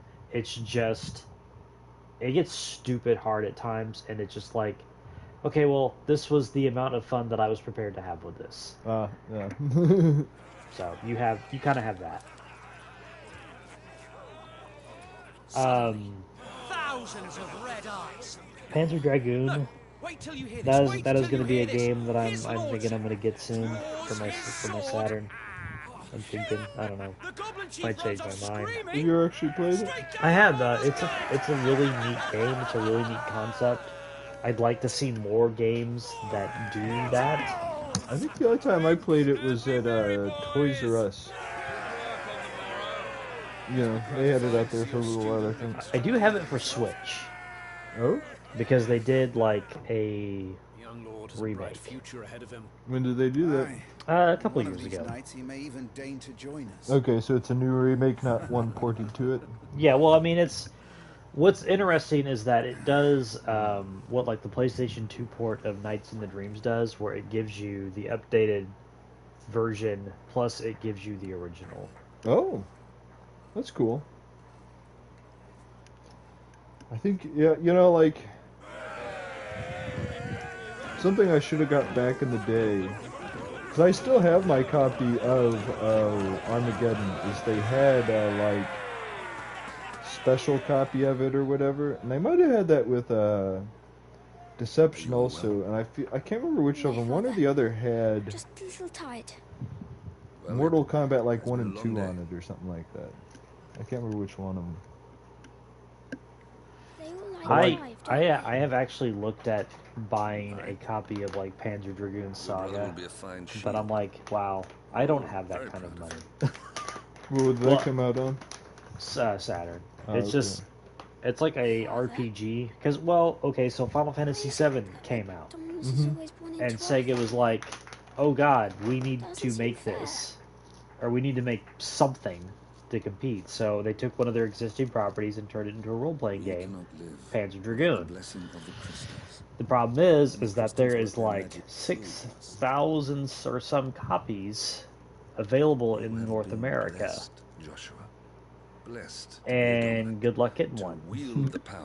People are like, no, they want, you know, a few grand for it. And, you know, there is a price that I'm willing to pay on Sega Saturn games, and anything that pushes $100, I'm just like, I don't need it that bad. Anything over $100, and it's just kind of like, how bad do I need this? Because the Saturn didn't sell well, the games didn't sell well, so there's not like a ton of them floating in the wild. Yeah. Plus, they're in really odd jewel cases, so when they break, they're hard as hell to replace. Louder, my friend. I have like 3 Sega Saturn games with broke, janky jewel cases. I bought sports games that were in perfect cases, just so I could get the case. Like, I have a copy of NHL '97. I'm never gonna play that game. I have a copy of Pebble Beach. We played that once, one day. That is probably the only time I'm gonna play that game. Yeah. Like if let's say you see a Saturn game floating around on somewhere like whatchamacallit, eBay or something, and it does have like a messed up case or no case, how much does that decrease its value? It can. And hey, what's up with you, man? Thanks for dropping in. What are you doing out here? Got viewers. I didn't see you at the feast. Thanks for viewing. Yeah, it can. I've seen games like never really been one for cakes and ale. I've seen games go for like less money. Like I will go out of my way to buy janky cases of PlayStation games. Because I have a stack of empty jewel cases in a drawer here. Well, I remember with Saturn games specifically, because you're saying they're so rare, it's like, does that make them any more reasonable in price, or are they rare enough that they're still really expensive? Excuse me. It'll make the prices a little more reasonable. Well, it'll bring the price down, but I wouldn't say that it makes like a significant difference. You might, when you're talking like games that are anywhere between $100 and $200, taking $20 off stops being that significant of a thing. So I mean, it can be a decision breaker in some instances, but I wouldn't say that it like cuts the price in half or anything. Like I didn't know when it came to games that expensive how much the case mattered at that point. It can. I have a copy of Virtual Highlight over there. I don't know that if the case was broken, because I got a near perfect case. I don't know that wouldn't have affected the price much if the case was broken. And I say the case is near perfect. There's a really weird spot on the back that I can't tell if the plastic melted on it or what. Yeah, I remember that. I remember having to spend 3 days getting that stupid sticker off. It pissed me off so much. precipice. You got it all the way off of the disc? Yes. Oh, Cool. you should see it. It's awesome. Back from the brink. Had to go out and buy a bunch of Fate of Gugon Rosaria sits on the dominant shoulders. God. It is your duty I to needed it bear anyway. I like having Gugon around. What about you? Shame. Just plug it. I was born to be your shield. That is why I was given the I don't know. Phoenix's I've since to keep our future since rulers safe. coming back to the area, I don't know. I've gotten into collecting again because it's just However something hard I it wasn't gets. able to really do for a while. And I'll never let you down. Yeah. Thank you, Clive. I know you'll always take I have care other of stuff me. that I should probably be doing with my money, like saving it or whatever. But nah. Before I can do that, you need to take care of yourself.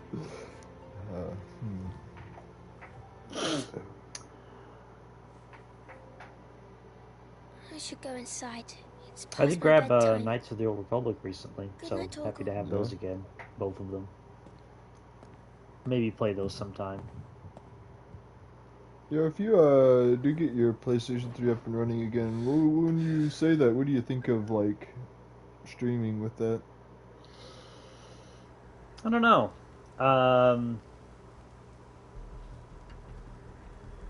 Probably not PlayStation 1 games because we did that before and it didn't really work out because of like the weird input lag. I forgot about that. There's a couple games I can think of. Run through like the Resistance series. Those are fun games. Supplies from the capital. I tend to forget about Resistance. I know it was like huge and stuff, and people still like think about it quite a bit. But like, I only played it a little bit. I will tell you, the best Resistance game is actually on the Vita. Really? You Yes. took your time sampling the What's wares, it were you? called? What was it called? They don't have numbers, right? They're all Resistance and then a subtitle, right? Well, no, Resistance on like the PlayStation 3, that was 1, 2, and 3. Oh, okay. They did. The first one had like a subtitle like Fall of Man, but Resistance 2 and Resistance 3, I think, were just Resistance 2 and 3. Ah, okay. There was Resistance Revolution, I think, on the PSP. Okay. Where you're having to fight the Chimera in Europe. Well, in France, I think, is where you're fighting them. And then you have... Gateway secured, I can't remember what the one on the Vita is called. It's on the shelf planned. there. I think it's next to my Switch games. But, Did Resistance, did it, I might be thinking of a different series, but did it have a tactical game mixed in there somewhere? It did, right? It was kind of, it wasn't so much a real-time strategy that you built up armies, it was more like you got a group of guys and you had to do the objective and enemies kind of kept coming in over time, but really you could deal with it, but it was like, you know what I mean? I don't think so. That might have been the PSP game. I didn't play that. I might be thinking of Gears of War. Gears of War might have had the game I'm thinking of in its line of games. I know Gears had... You're thinking of Halo Wars, I bet. Maybe. I didn't like Halo Wars. When I saw how the base building was set up, I was really disappointed with that. Okay. I get it, but I was still disappointed with it. It's a console RTS. And my prince. It's as me. much as everybody Wait, loses their minds over probably don't like remember me. Warcraft and StarCraft on What is it? consoles, We're they under were attack. not I don't know who they console are, but games. they They set were light to not. half the castle. There's get you to some safety, Your weird Highness. jank with those Very well. games because of like I'm their ready. setup. The only RTS I played on a console was, I guess no, it was two of them. I was going to say Red Alert, but I have, I tend to forget I have Curse of the Horned Rat. Are the enemy already Yeah, inside that's the another one I castle? need to get my hands on. I'm again. afraid so, Your Highness. We must hurry. I guess when I keep starting it and then like not continuing it. I'm not like, fuck this game or anything. I just end up getting distracted and doing something else. I want to get every Blizzard game I can for a PlayStation, which I think there's only the two. I think there's only just Diablo in that. Diablo and Warcraft. What was that? I have to help Oh, them. Warcraft 2. Which, you know, Warcraft 2, at least that has the expansion in there. Everything's on fire. Fall back, Your Highness. He's not one of us. I don't Rescue my think. duty. Just a boy. No, Hellfire is not on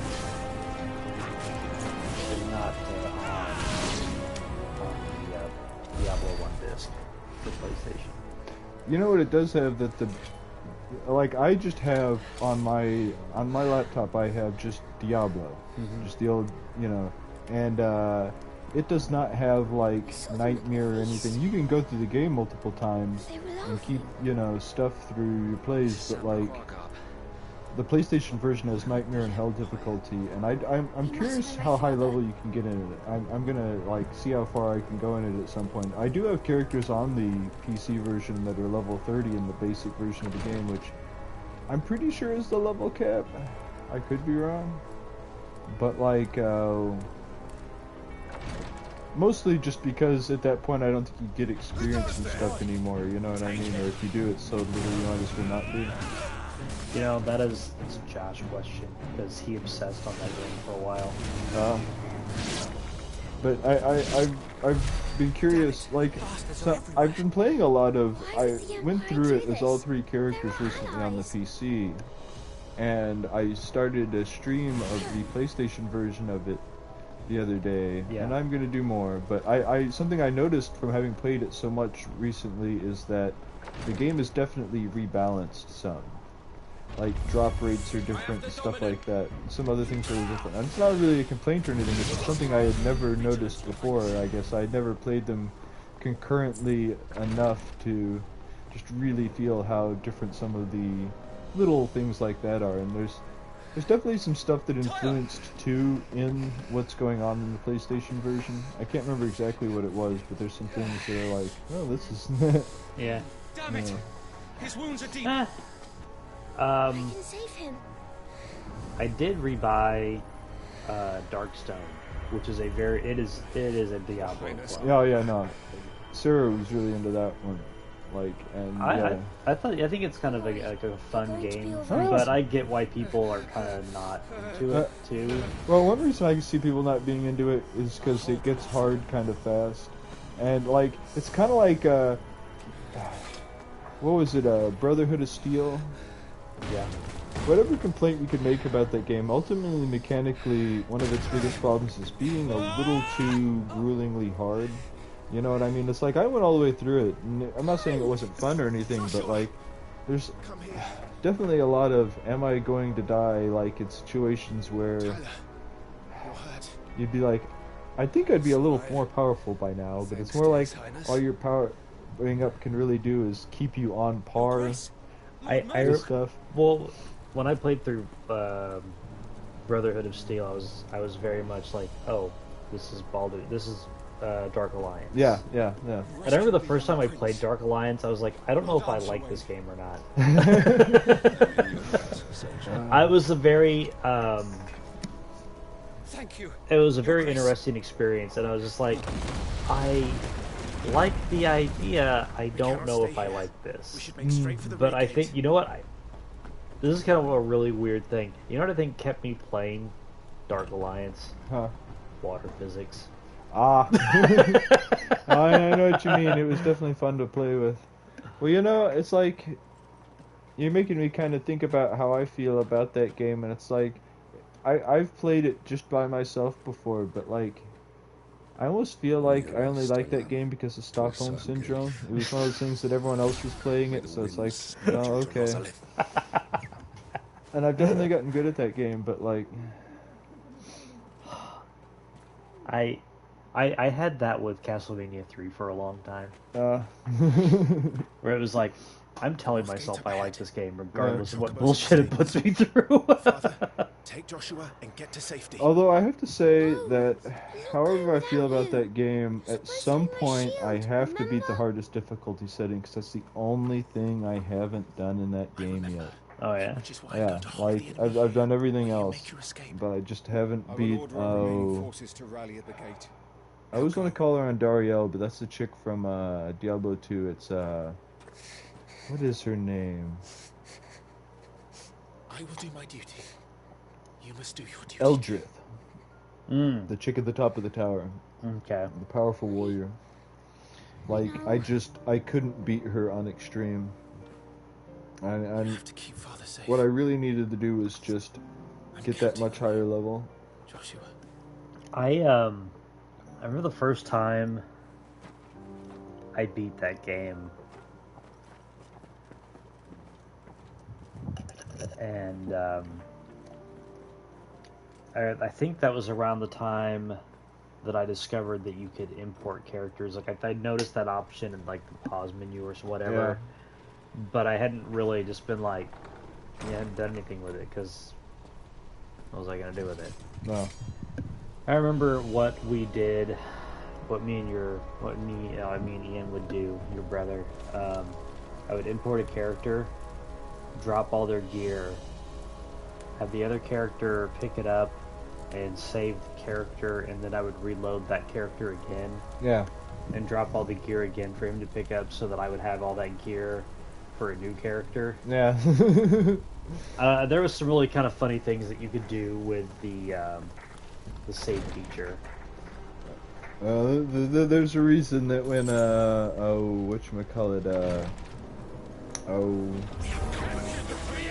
Champions of North came out, they put level requirements on equipment. That's part of the reason what you're talking about worked is, if you remember, the only thing that could really mess you up using high-end equipment was, well, do I have the carrying capacity to actually carry all of this? Yeah. I remember for the first hour or the first few hours of that game, I didn't pick anything up other than money and potions. Yeah. And we didn't really need to pick up the potions. Damn it all. Well, you know, like, I think that's one of the early games that I was at a point with grinding that if you look back on it with any level of clarity, it's like, what was I doing? What was I trying to ultimately achieve? Getting more powerful than on the hardest difficulty setting so I could be more powerful than that. It's like, it's like, what am I going to do with that power? Grind the same enemies I've been grinding for 20 hours? Let none escape. As you command. I mean, I know more and more games are adding more and more kinds of post-game and stuff like that, but and I'm not saying that you can't ultimately ask that question with pretty much anything, you know. That's one of the reasons I think there's a lot of merit on very difficult or powerful hard-head bosses and games where you can amp yourself up. Because I know that there's a great argument for the reason that, you know, Sephiroth isn't stronger than the weapons is so that, well, everybody can beat him. That's the point of the game, is to be beaten. But, like, it's my father and Joshua I'm worried about. I mean, imagine if in, like, Final Fantasy Tactics you had to be basically level 99 to not be struggling against the last boss, or stuff like that, you know, like, we kind of make that long grind feel that much more worth it, but then most people don't do that long grind. I mean, it's basically disappeared from video games. You've gone through this one. Did you ever feel the need to actually have to grind? This one? Yeah. As far as I've gotten into it, no. But there's probably going to be parts later where I will change. Okay. Well, because if you think about it, as much as it can benefit you, you could go through like 7 and never grind. As long as you like aren't super using up your money or do something to make money. I mean, one way you could really speed through that game is getting to the point of your first mastered all and then selling it. Stay still, damn you! Because you know what you get like 1.5 million gil for selling a mastered all, right? Wow. No, I don't think I did know that.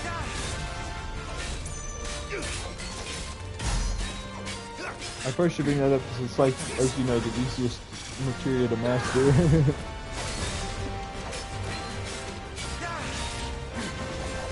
I know it feels like you don't have a whole lot of them early on, but not only do you get a few of them, but if you're leveling them up and getting more, you know, like... It's one of those things that I don't tend to do it. I did it as a proof of concept, but mostly just that a long time ago, but like... I never actually... I guess I end up doing so much grinding I don't end up needing to do that, but one of the things that would be really helpful for is, getting gold points. Because you know how there's that guy you can just straight up buy them from? He rarely spawns though, right? Yeah, well, also, the first time you go to the gold saucer, he won't ever spawn. Like, you have to come back, not story required to be there for him to do so. Which is kind of inconvenient. I had to, like, look up that that's what the problem was in my most recent level in it, because I just kept reloading and going in there over again the first time you go in there, because I was like, I built up tons of money, I might as well buy some gold. But no, he wouldn't show up, and I was like, I'm gonna make sure that this is, you know, not one of those things, and yet, sure enough, he never shows up, like, the first time you go in there.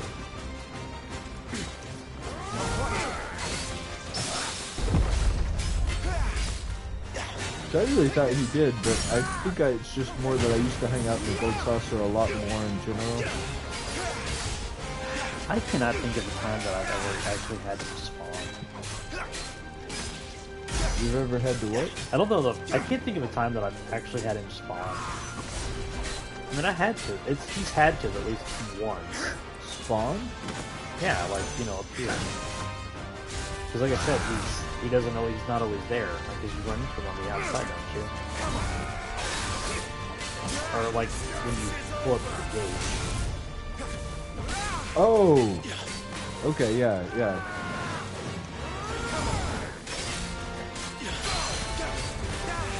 Well, when you can go back and forth, the way I get him to show up, which technically I have had him showed up like once or twice before, but like I said, the whole gold saucer area every time. You can't just go in and out of the like gate room. I thought you could. You have to ride the trolley down. You have to ride the trolley. See, yeah. I thought you could just go to like a different area and then come back, and that would count as like an attempt. You know, you have to do the trolley each time. Oh, okay. Well, that probably explains why I can't think of the time that I've seen him. Which, well, okay. That makes me think of something I just found out all these years later is I was playing 7th Saga, streaming it the other day, and I ended up having to look up something during the stream, and it was how to get some, because I was trying to get one of the other people to join my party, and I thought it was how much, the way the game kind of talks about it, it's as though it's how high level you are, but it's more that you go and talk to them, and then they'll respond to you in some randomly generated way, and then you go get some experience, come back and talk to them again. And I was getting a whole level every time and going back and talk to them, but all I had to do was go out and do like about 3-4 fights, go back in, talk to them, get another response, and eventually they joined my party. But you know, it's like I had always thought all these years that it was like how high level you were and stuff. I think there are some characters that won't join some characters. Like, I don't think the human fighter will ever join the demon. Ah, I believe it. I think there are some combinations of characters, like, they just will not work together. Okay. And I don't think the alien will ever join any party member. Oh, really? I don't think. Okay. Maybe he will, I don't know. But I want to say that there is a couple of characters that, like, they have a very narrow, like, this is who I will go with, this is who I will not go with. Okay, I got you. I want to say that the fighter will usually team up with the elf, no worries. Which is probably one of the better combos in the game. Oh, I believe it. Because, like, the fighter has got like a lot of like physical shit going on, while the elf is really awesome at like heals and protection and stuff like, and then like just magic in general. Okay. I am convinced that Warforged are just like that one dude just played a shit ton of 7th Saga.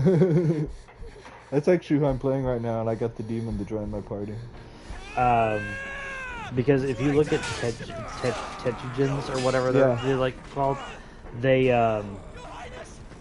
their whole background is literally Warforged. Ah. I guess I know that they're like ancient, from some ancient civilization, but I never actually got to the point where I saw what their whole backstory was. I know that it gets explained somewhere, but you know, like... Hey, how far have you ever made it in the game? Back in the day, actually, not too much farther than I am right now. Not super far into the game. I mean, I always really liked it, but it was a game that I mostly rented, you know what I mean? We rented it once, and my brother got like all the way through it. Ah. So I know that when you get all of the runes, you travel back in time. Crazy. So you go back to what happened to the Tetsugens. Like, you watch it happen. Okay. And beyond that, I mean, I don't want to spoil anything for you, but the game basically ends at the beginning. Oh. Huh. Something I'm kind of curious about, I've messed around with it a little bit. I need to see if, like...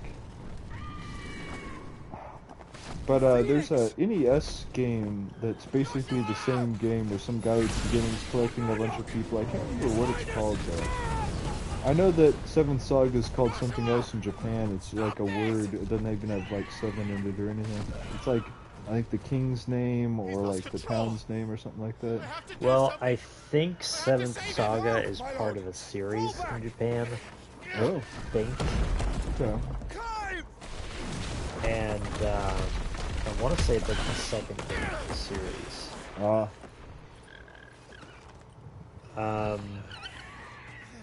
I know the same, because they're both Enix games. I want to say Enix also made... It was Enix that made Seventh Saga, wasn't it? Get her on her feet and run. Honestly, I can't remember. I've said that, and I think I'm wrong. Yeah, I think... I want to say they also did a game called Brain Lord, which is very similar in difficulty, but it's more of an action game. And I think those are, like, tied somehow, I think. Oh. Yeah, I was always interested in Brain Lord as a kid, but I never ended up playing it. I tried playing it a long time ago on an emulator, but the ROM that I had didn't work. It didn't load backgrounds and sprites. But it would load foreground objects. Yeah. I thought that was very weird.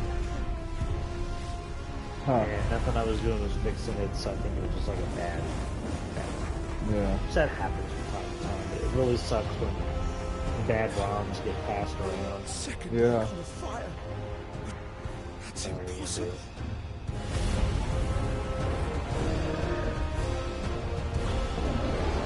Now we're back to the kaiju battles. I love this game for having kaiju battles in it. How, of the ones you've done so far in your farther playthrough, how hard have they gotten? They're not really hard. Okay. I wouldn't say that any of them are hard. They're very cinematic. Yeah. But the second one that you do, where Clive kind of figures out that it's over, like where he kind of first like figures it out and kind of embraces it. Well, embrace that kind of a... Anyway, that's kind of more of like an underground kind of thing. And again, it's not like a hard fight or anything. It's just kind of a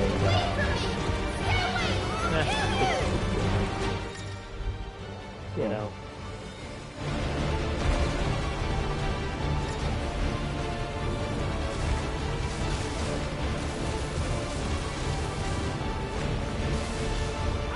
But it's fun. I like it.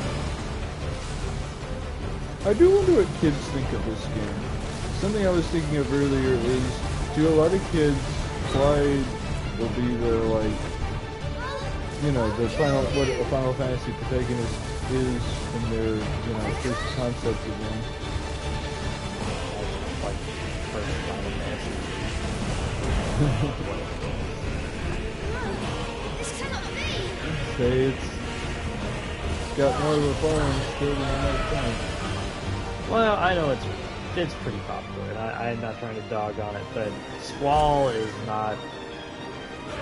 I don't think Squall's an realistic character. Wow. But Squall is very angsty and very of the time. He definitely is of the time. Ooh. Something even like... I fucked that up. We were sitting and talking about that in the last one. That's what happened in this one. Sorry. Anyway.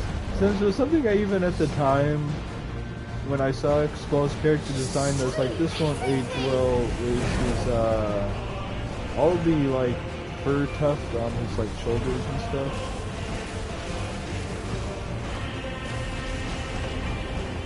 You know, it's kind of like why I like more fantasy setting games, because I wouldn't say that anyone in Final Fantasy 1 has a complete look. I know, yeah, I get you. Like Garland and all of them, that's just a very fantasy kind of deal, and that's what's up.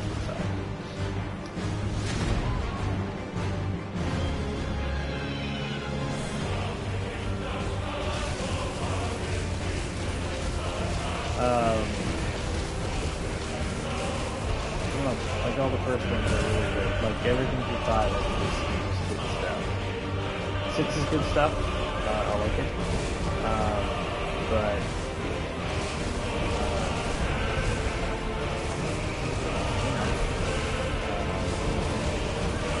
7 is kind of it looks fine. It's diesel pump. You know, something I was just thinking about is that, like, I mean, I guess you could say it's a little bit reversed in 7 and 6, but I was thinking about how they're very human, rational worlds where magic intrudes upon them. You know what I mean? Like, and I mean kind of story-wise, you know what I mean? Yeah. Because I was thinking about how, you know, as much as I like 6, it is in a lot of ways one of the least fantasy of them because, like, magic's not how anybody does anything, you know, like, you are one of the only characters and, like, your, you know, strongest enemies are the only ones who have stuff like, you know, supernatural stuff going on.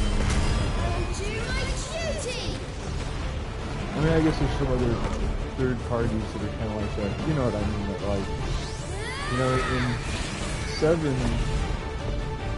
people use magic. You can buy it at the store. Yeah. But, you know, not in 6. I think 7 poorly conveys, like, how exclusive magic is to the rich, though. Because... But, you can buy it in the slums. I know, but I mean, think about it. If something like that were that readily available to people in the slums... Yeah. They would be doing it. Oh, well. I mean, in like 7, it presents this very bleak world where people just hate Shinra. Okay. And then they get magic, but they're not going to use magic to, like, fix their situation or wage war on like, classes, you know what I mean? Yeah, to be fair, the Shinra had the huge material, but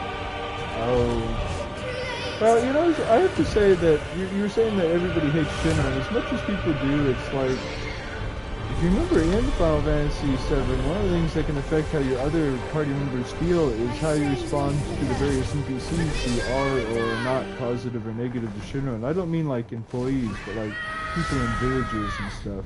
So you're like, Shinra is great, it brings us electricity. I mean, where did you have that? And other people will be like, it's ruining the planet. And if you're like, you're full of shit, or you're right on, you know, like Barrett will like you more, or like you feel like you're less, or something like that. Yeah. Well, let me ask you this. I've heard that in the remake, that there's some part where like you're at Eris's house at night when she's captured, and somebody talks to you, and that's the equivalent of the date in that one. But that's whoever you have the most positivity points with. Like who talked to you when you ran through the game at that point? I'm pretty sure it was Tifa. Ah. But I don't remember that off the top of my head. Who was the first to show up in the battle at the end? I want to say Eris. Ah. Because I really don't know what you need to do. I mean, this makes me think of like looking up, like, you know, relationship charts in these old games and stuff. I think, because that makes me think of in 8, the first time I played that, I was like, well, that's a thing in Final Fantasy games. I better smooching up to the ladies I won't like and being mean to the ones I don't like and stuff like that. And I was like, nope, this one's your girlfriend. It's like, even 10, where, like, there's one chick who's definitely your girlfriend story-wise, you can still have another chick be your girlfriend, and, like, even make her, like, there's at least one scene that becomes an awkward moment where, like, if you have someone other than Yuna be your girlfriend. Yeah. Yeah, it's like some part on the ship where they, like, interject in some scene, and Yuna's a little like, and Titus is like, right on. Stop it! Take your hands off my brother! Help me! Um, Help me, Clive!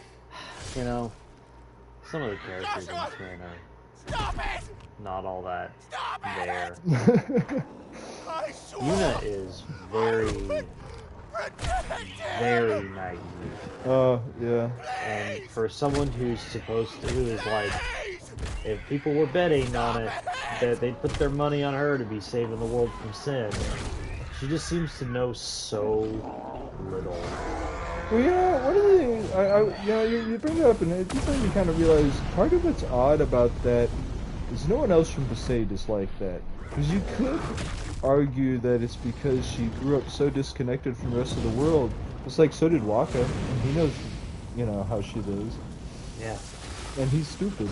I mean, I like Waka, but he's the stupid one, and he still is, like, more world-wise than Yuna is somehow. He's only, what, like, 3-4 years older than her? Are you telling me Bender's not smart? I don't know. That's no, I know it's the same voice actor, but I think Waka's less intelligent than Bender, but I wouldn't say Bender's particularly smart. He's just smarter than Fry. It makes him look smart.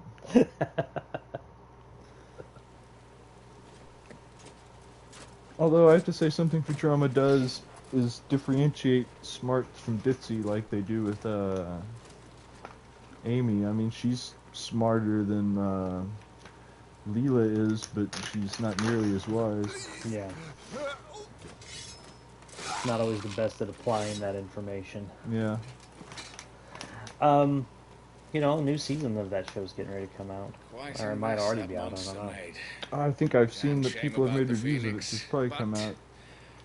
Which, what's it on now? A streaming service? It is on a streaming service that does not pay me to mention their name. Ah. My condolences. I was asking that more as in, like, making sure, because I was like, I automatically assume it would be on a channel. I was like, wait, that's not the way TV is anymore. It is not. No. And so, like, yeah, interesting. I can only pray there will be a place for me in the world. When a certain mega corporation wants to roll through and pay me to say their name, I will say it every chance I can get. But until that time, I will not say their name.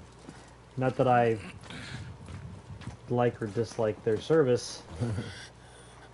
I'm just not paid to plug their stuff. Well, I guess we're just throwing it out there, everyone. Ad space for sale. Well, part of what I was thinking about when it comes to that is how, through its various incarnations, Futurama has become less and less accessible over time. Well, that is true, because it used to be on As my husband never Fox. Yeah, it was just basic television, then it was stuff you had to, like, rent or buy, and then it was on, which is a paid channel. Well, it went to Cartoon Network, and then it went to... Still, neither of which are straight up free, you know. No, Well, not only are they not free, but you may not have access to them based on your physical location in this country. Yeah, yeah.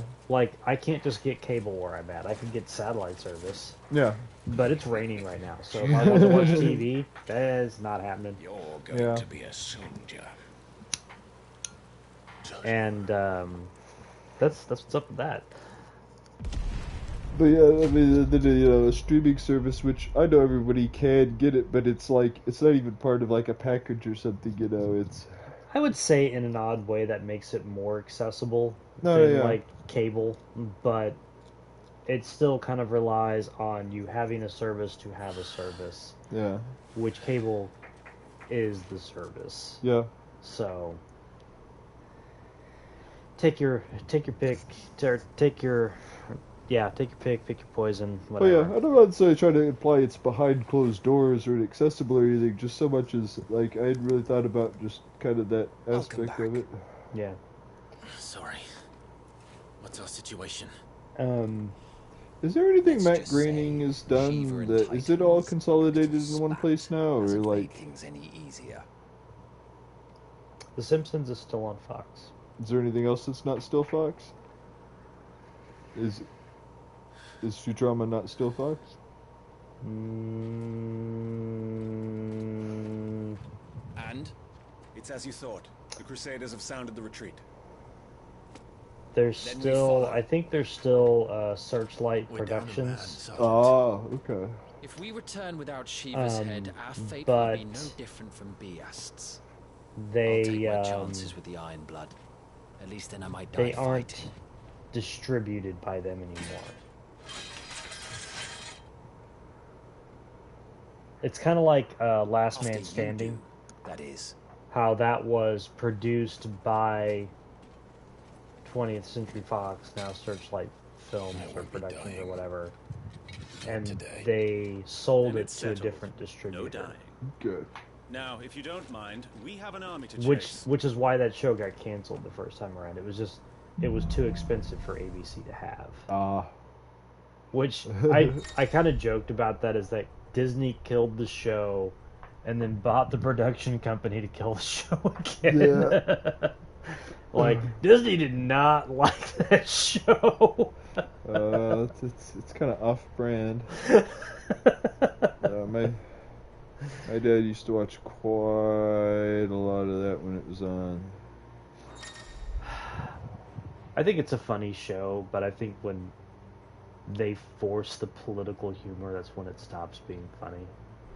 Well, my problem with shows like that, I'm okay. It's kind of like, as different of a show as Scrubs is, I basically have the same fundamental problem with those two shows, is that it's like, it's more depressing than it is funny if you think about it for like any amount of time. And it somewhat intentionally, you know, it's like, I think they're thinking they're being kind of clever about doing that, but it's like, all it really is kind of less fun than it is. Because, you know, I'm not going to say Two Enough Men hasn't just straight up made me laugh before. It can be genuinely funny, but like, it's also very exhausting.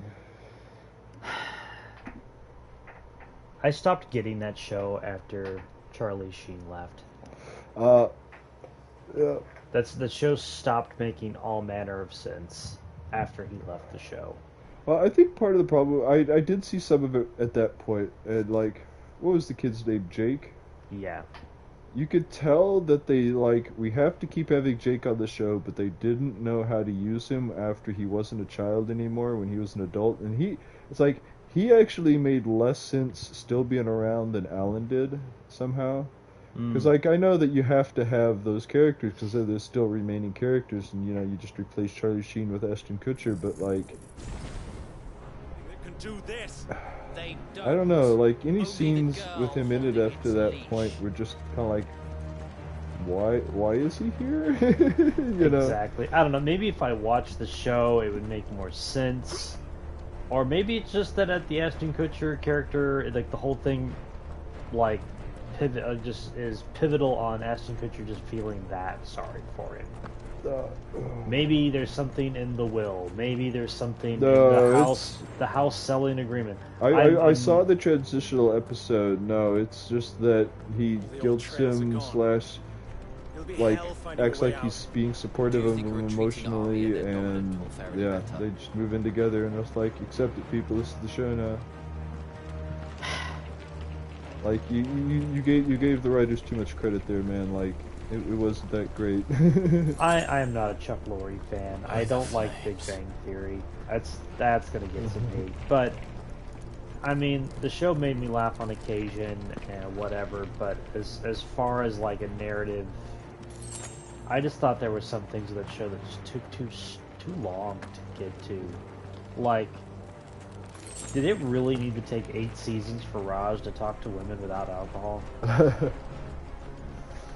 Did it really need like nearly 11 seasons for Sheldon to decide to get married? Did it really need this many seasons to get to, like, I get that when you make a show you want to get the most out of it, and you want to get the longevity, so that, like, I'm not like upset about it. I'm just kind of like, that can't be the main host. This would not take this long. Yeah. This is a show that hinges on everything has to be reset at the end. The dominant. Yeah. Certain.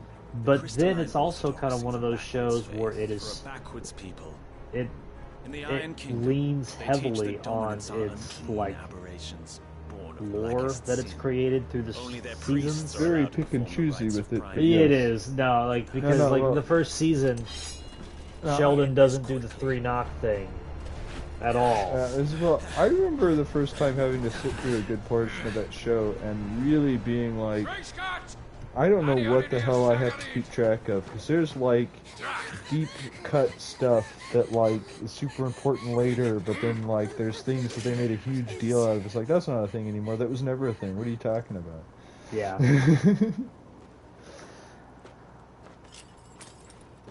And for some of that, I think comes back that originally it was very light and just they were, doing a show, and then later they're like, oh, this show's super serious because people are like super into it, and we're paying these guys like tons of money. It's milk it for all we can. Oddly enough, I think I would like the show more if it was set up more like How I Met Your Mother. Like in retrospect, or with a ticking clock? Or... Not necessarily with the ticking clock, but with a show that feels like it's progressing to something. Because that's kind of like... I don't mind sitcoms, whatever. I grew up on them. But when they're not done right, they can just kind of come across as not well written, and I think that can be a problem sometimes with life.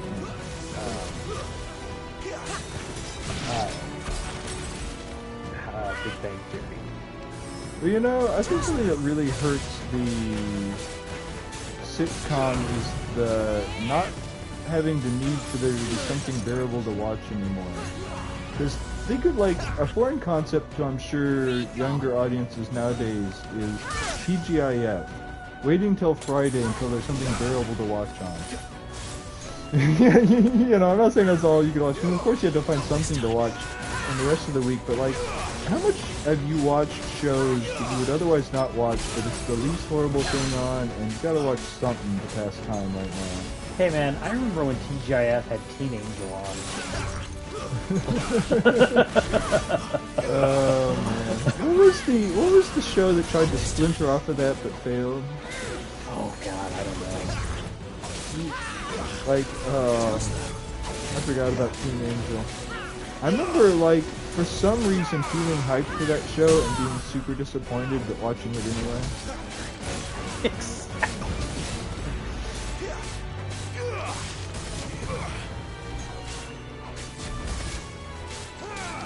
Oh my god. No, there was a few shows on TGIF. They were all Orders, Sergeant.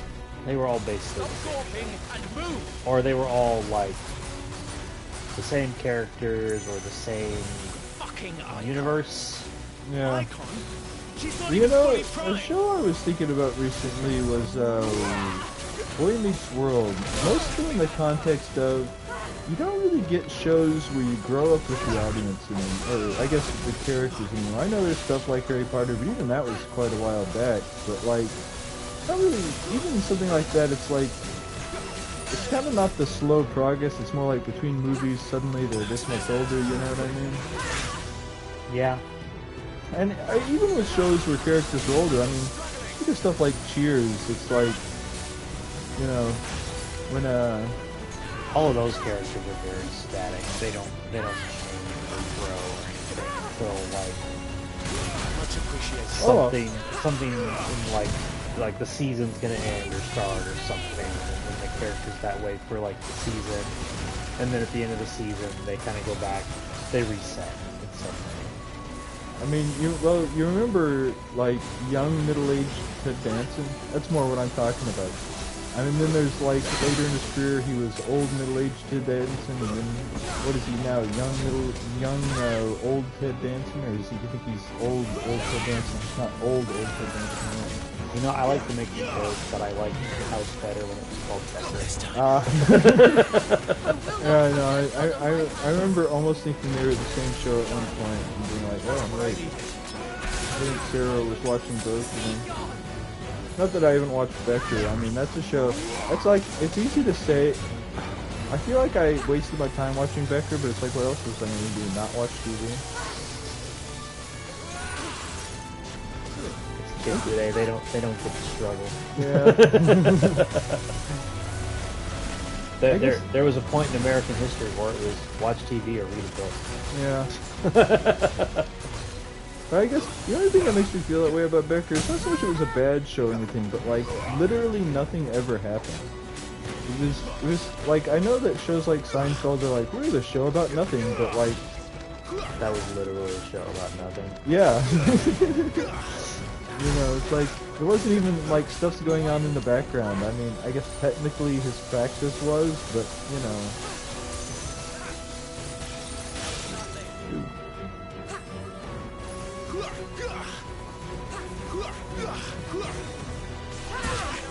Ah, man, I was trying to dodge it. Ah, there we go. God, I was trying to like, man, when is she gonna die?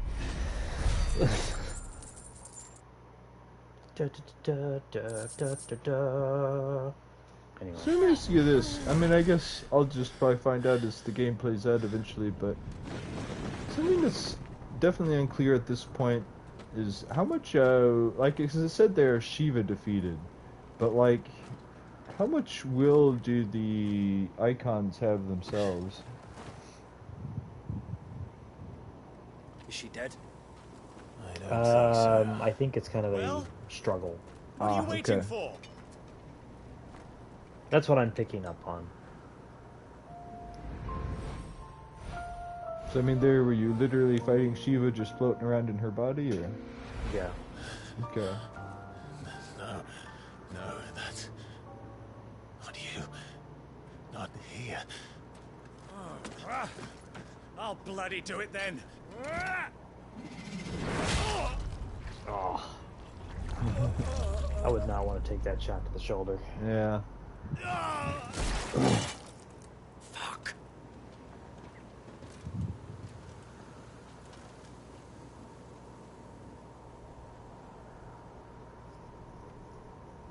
We've got company, Wyvern.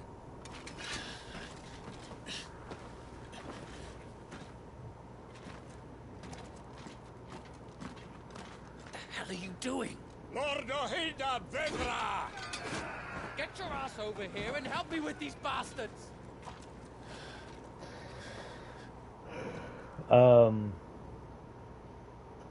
Sorry, Jill. Yeah, Becker was a fun show.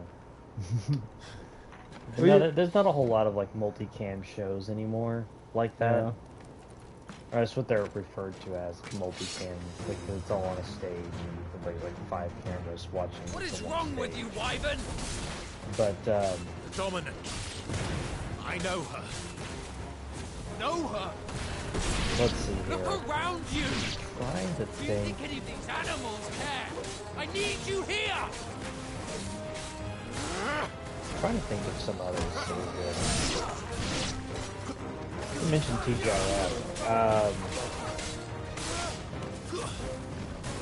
I don't know, I used to basically watch everything on TGIF, all the,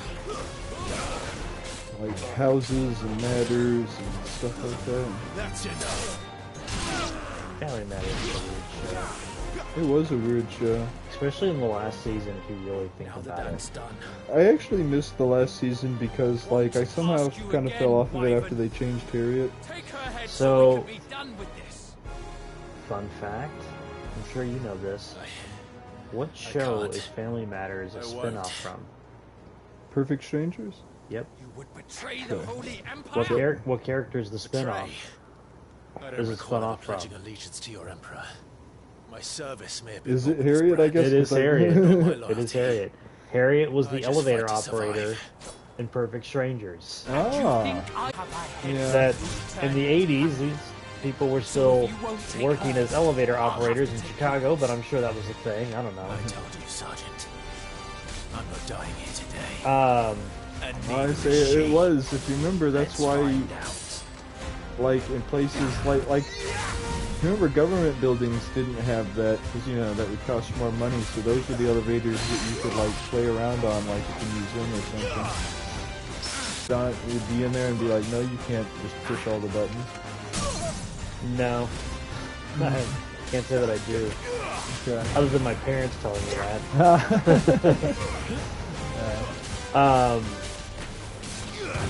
But no, so to really think of like that she was like there from Perfect Strangers, and then in the last season, she's basically, you know, taken off the show. When you had none. You speak as if we don't bear the same brand, Sergeant. Yeah, I guess that kind of disconnects it. And I've not forgotten it. But you know, I used to watch the shit out of Perfect Strangers. But one of the like clear memories I have of it is like, one of the main characters like betting their girlfriend on a poker game. And there being a scene where, like, he was getting money from the other guy, and he was like, "This is my mad money, and when I lose it, I'll be very mad."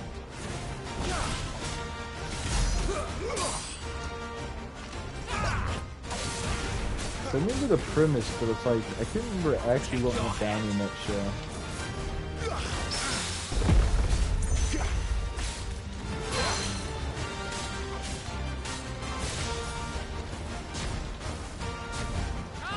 Of course, I also do remember, like, wasn't most of the joke of that show is foreign people are weird? Yeah, it really was. Because that was like literally every episode was Bulky just being like, "I'm gonna eat mayonnaise straight from the jar," you know? Yeah. And it just, I don't know. How about a timeshare with the mailman? Yeah. It was, the 80s were an interesting time for television.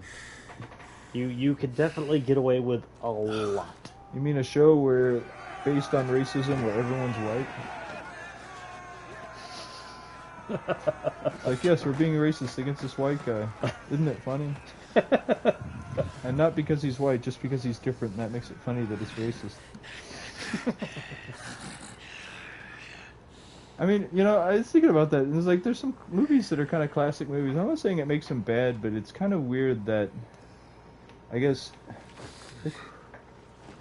what was that movie? It's about some chick who, like, marries a French guy so that he can get a green card and she can work at, like, it might be called Green Card. I think it is. She, like, marries this French guy so that he can get a green card and that she could work at some place where you have to be married to work or something like that. And, like, they end up having to prove that, you know, they're married or whatever, but, like, he's all exotic and stuff, but it's just because he's French. You know. I can't think of this movie.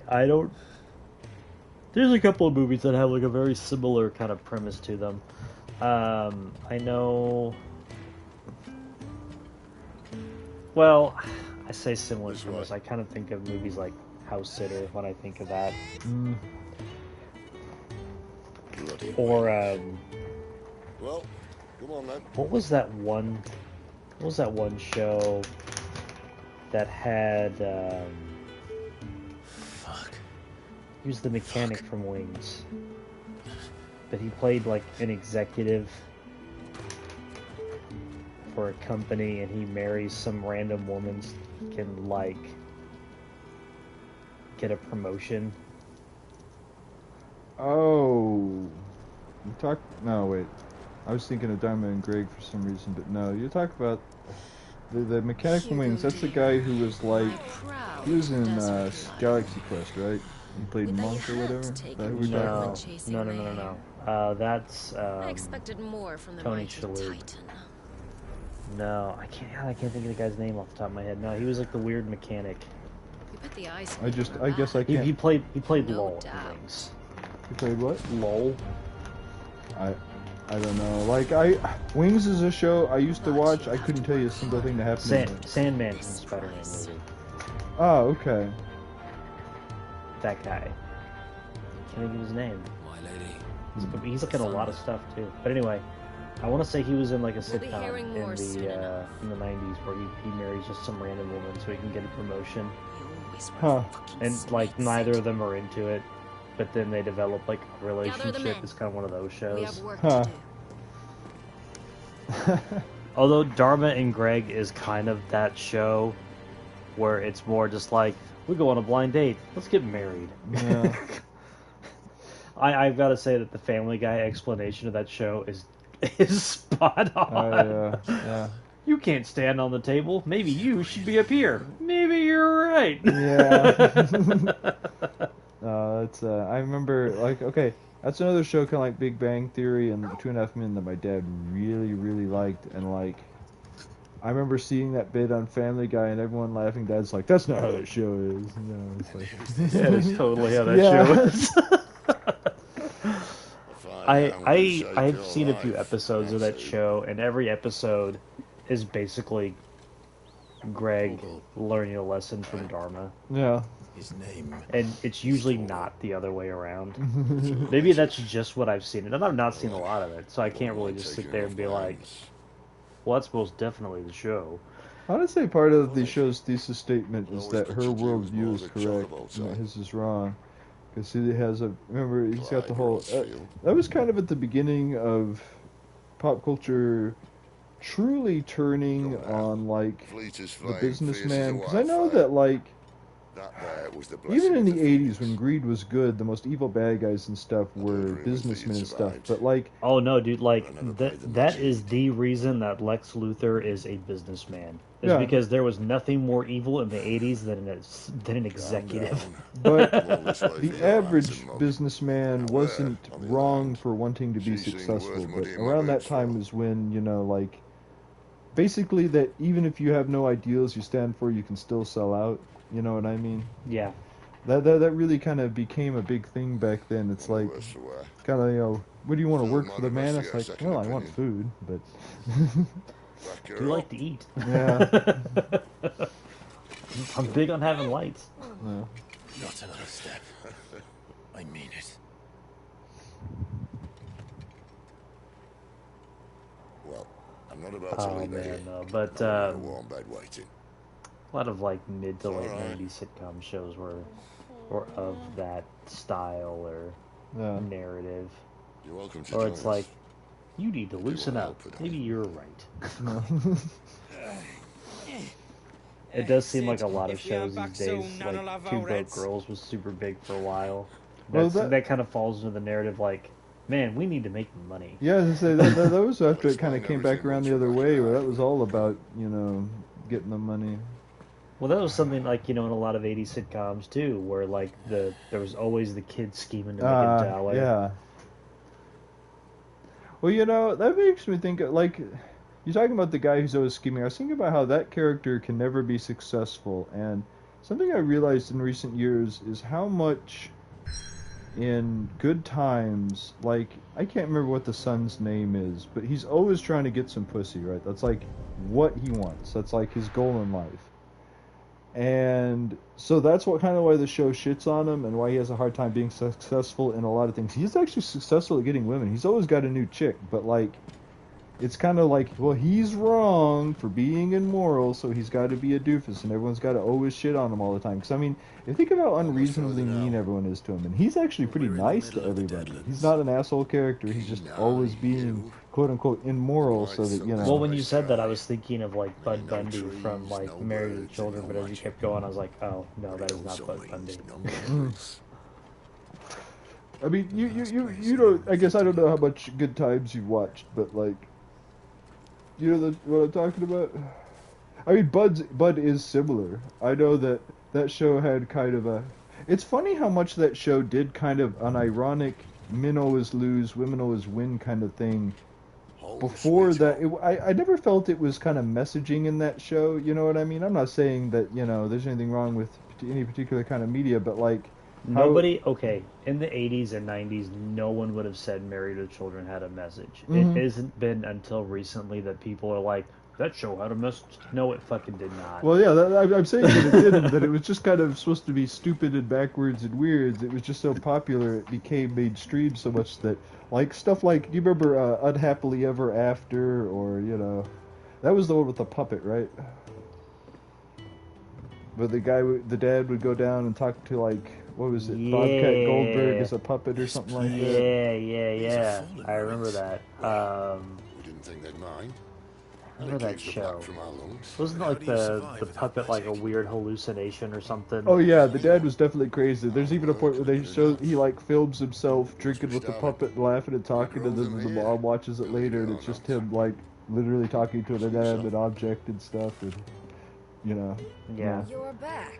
I remember that. That was kind of funny.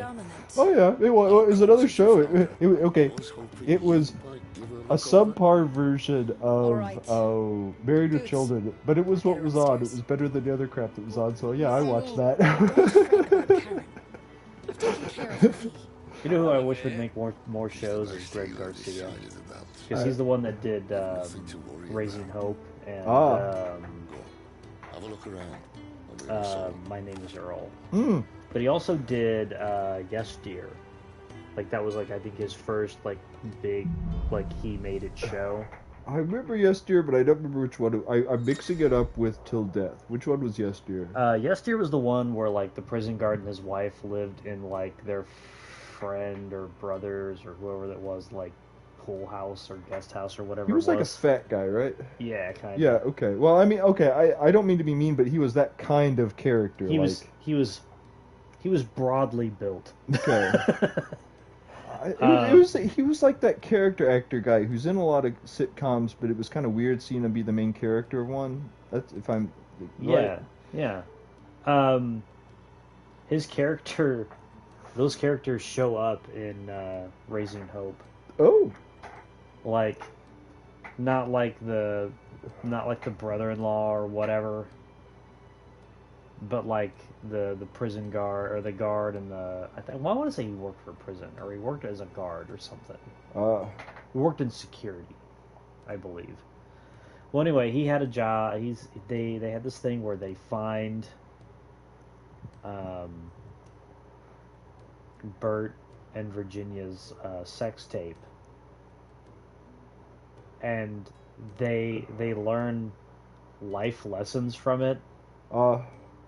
And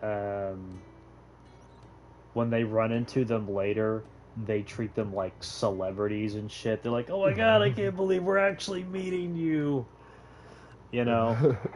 I think there's a bit in the episode where they talk about how they heavily edit down the video so they can show it to their kids to teach them life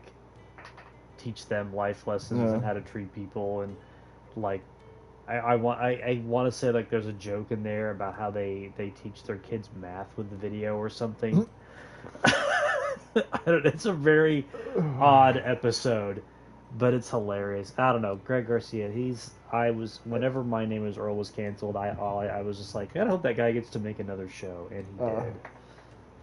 Well, you know, I've watched quite a bit of My Name Is Earl, and I've seen some of Raising Hope, but I think something that gets in the way of those shows for me being enjoyable is they hit a little too close to home of the kind of white trash that I come from. I mean, okay, literally, if I had knocked Pamela up back in the day, could you see me being Bert? Yes. Yeah. I was working on a pet project of mine.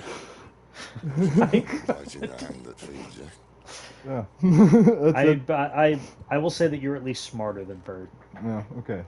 Alright. Yeah. But Bert is, of course, written to be an solve idiot. the mystery of poor Clive Rossfield, the bearer of the Sambrequa Imperial Army sent behind enemy lines. Oh, man. So I know I'm good with kids. Could you imagine me having kids? Then slip the dominant throat into the chaos. I didn't know it was her. How could it be? My kid is 7. I still think it's odd that I have a kid. You slit your sergeants, then set your sights on the hills, conveniently forgetting how the Empire deals with deserters. Because with that on your chop, my friend, we both know you won't be getting far. Things just keep happening in life. Yeah, that's how it goes. Cross streams, pop culture, video games, life lessons. Fallen along the Rossfield. I'm gonna make a shirt, and that's what's gonna be on there. Video games, pop culture, life lessons.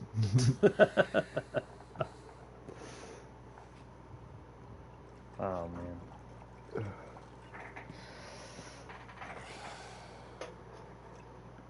I'll not have it said that I'm a poor host. What do you mean to do with her? Do with her? It was a fun game. Why I nothing? like it. Yeah. Her life is her own now. It is very if I wanted to use Devil her, May Cry do you at think I'd be times, talking to you? All I want to do is help. You know, that was one of the games that everyone was into back in the day that I never really got into. Not that I hated it or anything. I just never ended up really playing it enough to. Which is why we live in a cave. So I saw Devil May Cry at Blockbuster one day. It's also why we need help. And it was out. And it was one of those games where they had the in-stock guarantee. Oh. So I managed to get a free rental of it. But I was like, I want to play this now though. And I have never there are very few games that I've impulse bought on Sid, nothing. Was it? And I knew nothing right by about Jill. Devil May Cry when I bought that. But until my I brother is didn't know avenged, what kind of game it was, must walk what my own was path. the story, nothing. No. And I saw it, I read the back at a Brother was Blockbuster, murdered and I was like, by a okay, I'm second in. dominant of fire. And the Blockbuster didn't have it, and they gave me a free, they gave me a rain check on it. I only stand here today because of And that was Joshua. cool. 13 years I've waited for Obviously, this I didn't use it because I went directly to Walmart and bought it. Yeah. Who did have it in stock? The Empire will not suffer a deserter. I mean, we were talking about stuff that's of its time. I'm not saying this in a bad way, but those games were very much of their time. I mean, I remember one of the first things I saw was, I don't remember which one this is, but the intro where the chick runs into him with a bike to enter his place, and he's like, "Yeah, I'll work for you." One of my scouts sent word there's a group of branded fugitives north of here. I mean, I guess to be fair, she didn't technically hit him with the bike. I think he cut it in half and then acted cool about it.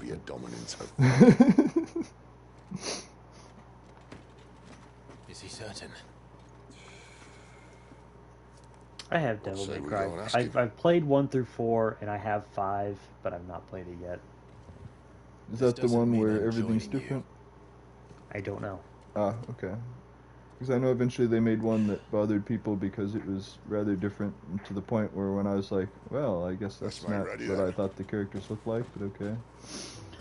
I know 4 was a little different because you're playing a different character with different devil powers. They do the whole Raiden switcheroo on you. Kinda. Okay, so you play through the first half of Devil May Cry 4 as Nero, and the second half as Dante. Huh. Yeah. And there is just such drastic, was it? like, changes in each game, and like the lore and the backstory is always the same, but the worlds are just night and day different. And I don't know, like, I can't think of any narrative connection there is between 1, 2, 3, and 4. Ah, okay. Other than the characters and how they met. So it's kind of Vampire Hunter D movie type stuff. Kinda. Okay. Because I know the books probably, you know, describe everything in a lot more detail, but as much as I like those movies, I remember it just being kind of like, well, here's another story that has these characters in it. So I tried reading the books. Because I have like the first 2 novels. Okay. I got halfway through the first novel and I just stopped reading it. Because the following phrase, with godlike X. Yeah. And it just kind of seemed like that was the only way the author knew how to describe anything. And I went into the novel, you know, kind of expecting this very overpowered, over-the-top character who is like, who would be in dangerous situations, and it would seem like he was in danger until he was like, oh yeah, that's right, I'm super powerful. But like, it's a little harder to read than it is to watch. I believe that. It makes for a much more interesting film narrative than it does novel narrative.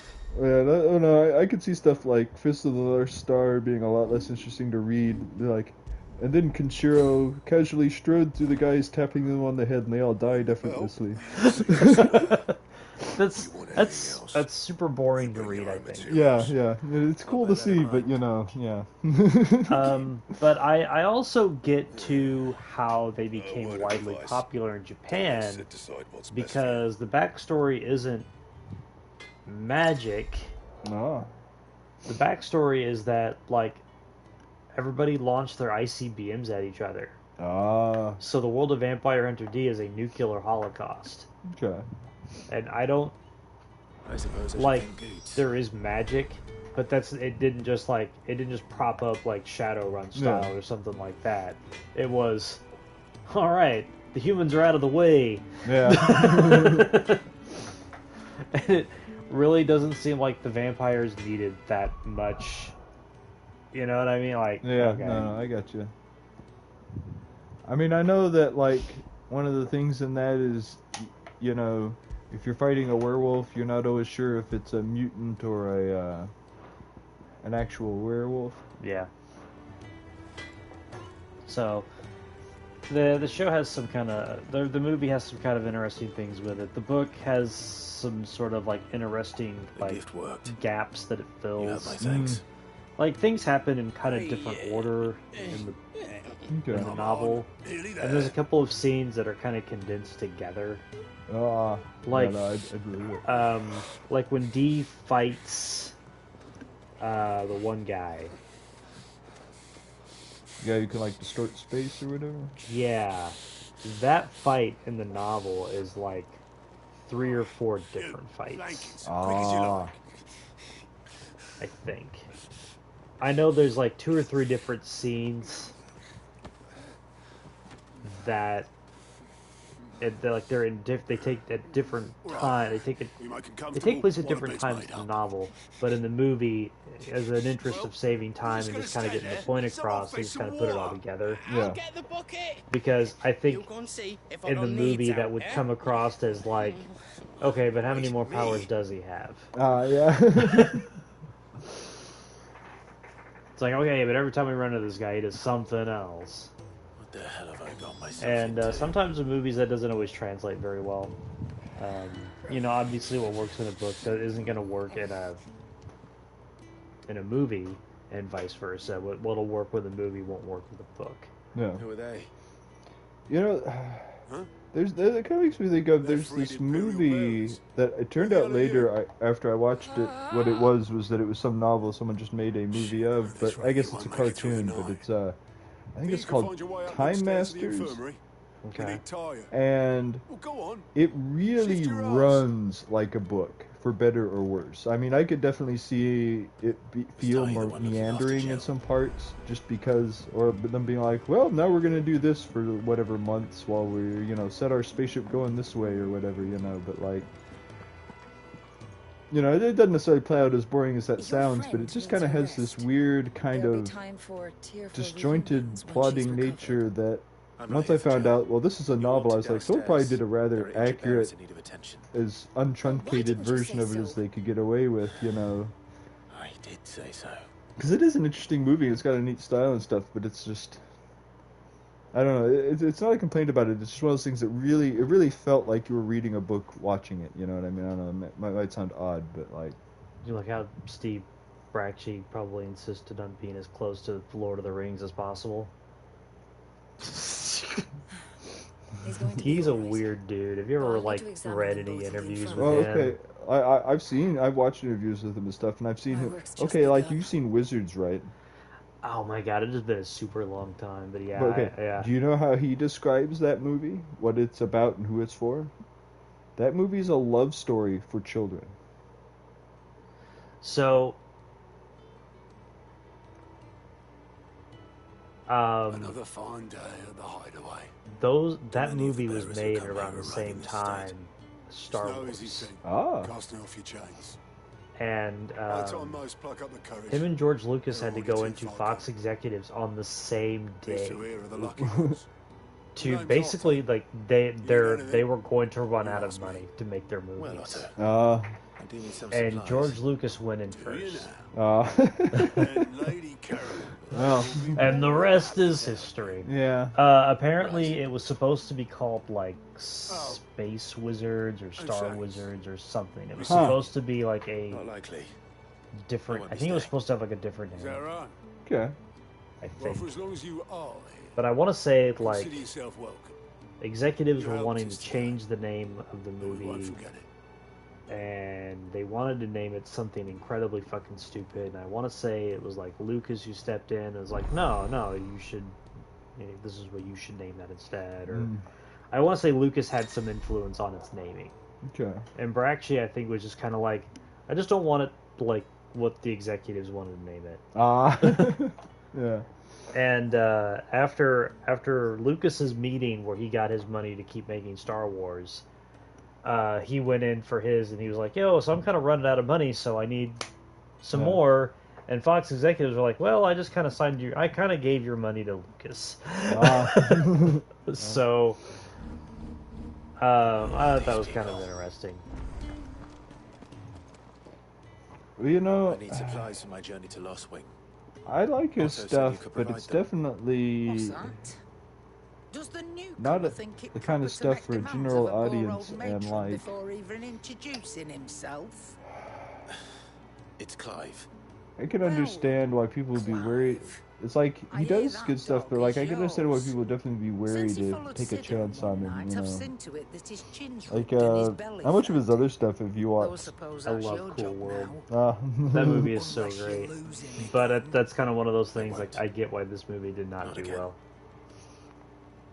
Thank you for watching. Did you ever watch Street Fight or anything like that? No, I haven't. I've seen Cool World, I've seen Wizards, and I've seen The Lord of the Rings. Those are the only ones of him I've seen. I know he's done others, but I'm just not. I don't think I've seen him. If I have, I don't remember. Of course, it's one of those things that most of them ones I've seen only because I exhausted all the animation at Blockbuster back in the day. You know what I mean? It's like, here's another one I haven't seen. It'd better all be here. I reckon I can find a buyer.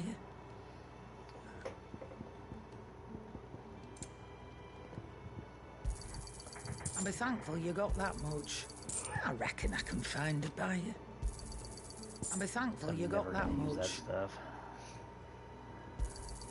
It'd better all be here. That's all. Why, you've barely a guiltier name.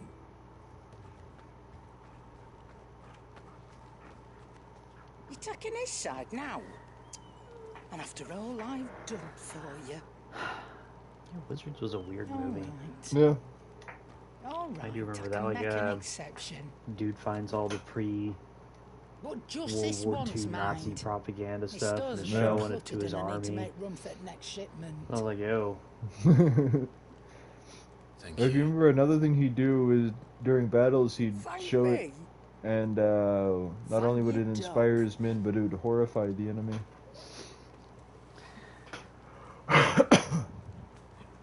What was the one guy? He was throughout the movie with the rifle and the weird horse. Peace. Who? Peace, or like number 6 or something like that. The robotic assassin. Yeah. He was a weird dude too. Yeah. I remember when I originally watched it, I really didn't expect him to sound the way he did when he finally started talking. I'll tell you what's a weird movie that's really awesome is Hardwire. Hardwire? I don't think I've seen that one. A military robot to like a junk dealer. Okay. And it activates and goes on a killing spree. Oh. It's really weird. It's a really neat movie. Hardwire. It's a good movie. Okay.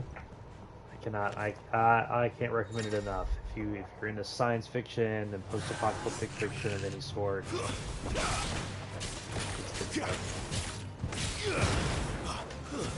It's over. How important does your ability to do magic damage end up being in this game? Stay down. Working it into your combos is what's important. Okay. Because I know in some games it doesn't matter so much, but in some it's like, well, you won't even be able to beat these kinds of enemies without it. Or at least practically do so, you know what I mean? Well, I'm sure where you're seeing on my screen where it says like magic first. Yeah, that's what made me ask about it. Yeah, that's where it's important.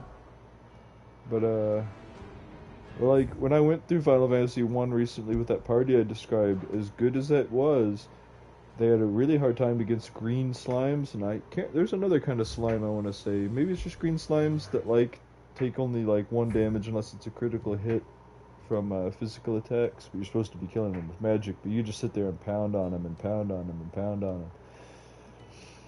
You had an enemy like that in Final Fantasy 2 would be awesome. Yeah. You all done? 2's an interesting game because it's like, it's one of those games where you're like, haha, I got overpowered, and you get a little bit farther and you're like, oh, I need to sit and grind a little bit more. Yeah. Not so much, it's not like hard grinding, but it's like you do kind of want to stick it out in an area. Like, something I did in my most recent playthrough is that I don't usually do. I usually get like the mithril armor as early as possible, which is the best armor for a long time. Mm-hmm. But I didn't. I kind of used like some of the most basic armor until I kind of couldn't anymore, just so that I'd get hurt more and get more hit points in the long run. I had a friend, we got Final Fantasy Origins at the same time when it came out, and I immediately jumped right into Final Fantasy 1. Well, he jumped right into 2. Okay. And he hit me with like a strategy he discovered like super early on, which is hit yourself. Ah, yeah. Hit yourself with like physical and magical attacks. Because you will level up like crazy doing that. And I was just like, wow, that is... He was sitting there showing me his save, and the way he was doing it seemed to me like he had broke the game. Well, that game is definitely breakable, but like something I appreciate about that a new face. is usually if you're not sitting there being like, I'm gonna break this game. Breakable games give you a lot of flexibility. You know what I mean? And actually let you do what you're trying to do. I mean, and if what you really want to do is sit there and get as powerful as you can, I mean, it's easy to say that like that's horrible in a game like that, but it's like you can do that. I mean, what in Final Fantasy 7 you sat and ground up to around level 60 so early that, I mean, is anything dangerous to you anymore? You're high enough level to beat Sephiroth. No, it's really not. You know, and I'm not saying there's, you know, that's bad in any way, but it's like, well, that's the thing I always think is kind of funny about. Delighted to meet now. And I know that, you know, I'm not saying there's no arguments against it, but like a lot of the kind of power you can get from grinding or various quests, like one of the things I always think is kind of a funny complaint is this really hard mission gives you something that once you get it, there is no challenge anymore. It ruins the game, and it's like, well, okay, you not only do you have to work really hard for that thing, but it's like, well, why are you going out of your way to break the game if it ruins it for you? You don't have to do everything. No, I've been in like online forums where people discuss how like an end of game item breaks it. It's just like, bro, No. at the end of the game. You got it at the end. You did all the hard stuff first. Even just let me go through the end pure, and it's like, you really want to do that? I don't even think the pirates you fight at that point can be hurt with anything weaker than that, but I might be wrong. I want to say you can't even kill them with, maybe you can kill them with the screw attack. And with, I think you can if you're at full speed also. Well, he did say he'd give me something for my trouble. I don't know. And so he should. We're not slaves anymore. Well met, lad. Of course, that makes me think of, work. I've heard people say that once it reaches that point you can't lose and the fight's cinematic, but it's like, I've had speed runs where like I had so little resources that I could definitely get killed at that point. Not only can I get killed there, but you know, technically if you get hurt at the right amount, I've had this happen to me a couple times, you can get killed by the big beam Mother Brain does to bring you down to that point. Just a moment. I need to finish this. I won't be a burden. I'm of no use to anyone as I am, but maybe... Because the two situations I've been killed by it is, one is having so few health that I got killed by the initial blast, and another one is, you know, sometimes she blasts you twice, she'll kind of be like, I'm peppering you down, maybe I need to blast you again. And the second one killed me because she kind of got me to just the right hit points before she did it, that it actually just straight up took me out. All done, I presume? Splendid. They were bearers. All three of them. Not slaves waiting upon their master's pleasure, but men waiting to be fed like equals. Indeed. Equality is the very cornerstone upon which our little community is founded. Beyond these walls, we are scorned as slaves. Speaking only when spoken to, eating only what scraps our masters deign to give us. The first hot meal here is the first many will have known. So, in the hideaway, we are free. Truly free to speak as we please, got when 100 we please, followers. and to eat what Can and do when something we and be desire. like, yay, 100 More followers. than reason enough to trust in Sid's No, I vision. mean, what kind of thing do you want to do? Don't know, I promised you honestly. something for your trouble, did I not? The contents of my You'll work out strongbox are something, yours to do with as give you something away. Maybe. Thank you, Clive. Do come and visit me I think again. by the end of the month we're gonna figure out something to kind of be like, we've had growth. Let's celebrate the shit out of that. I don't know what though. Maybe I'll throw out like a Steam code or something. Huh? Although we are playing a game on the PlayStation, maybe I'll give out a PSN code. I don't know. I don't know yet. But I definitely want to be like, hey, you know, thanks for checking us out. Thanks for being here. We appreciate the love. Yeah. Give something back. Although very small something back, because I'm at the moment doing this on a janitor's budget.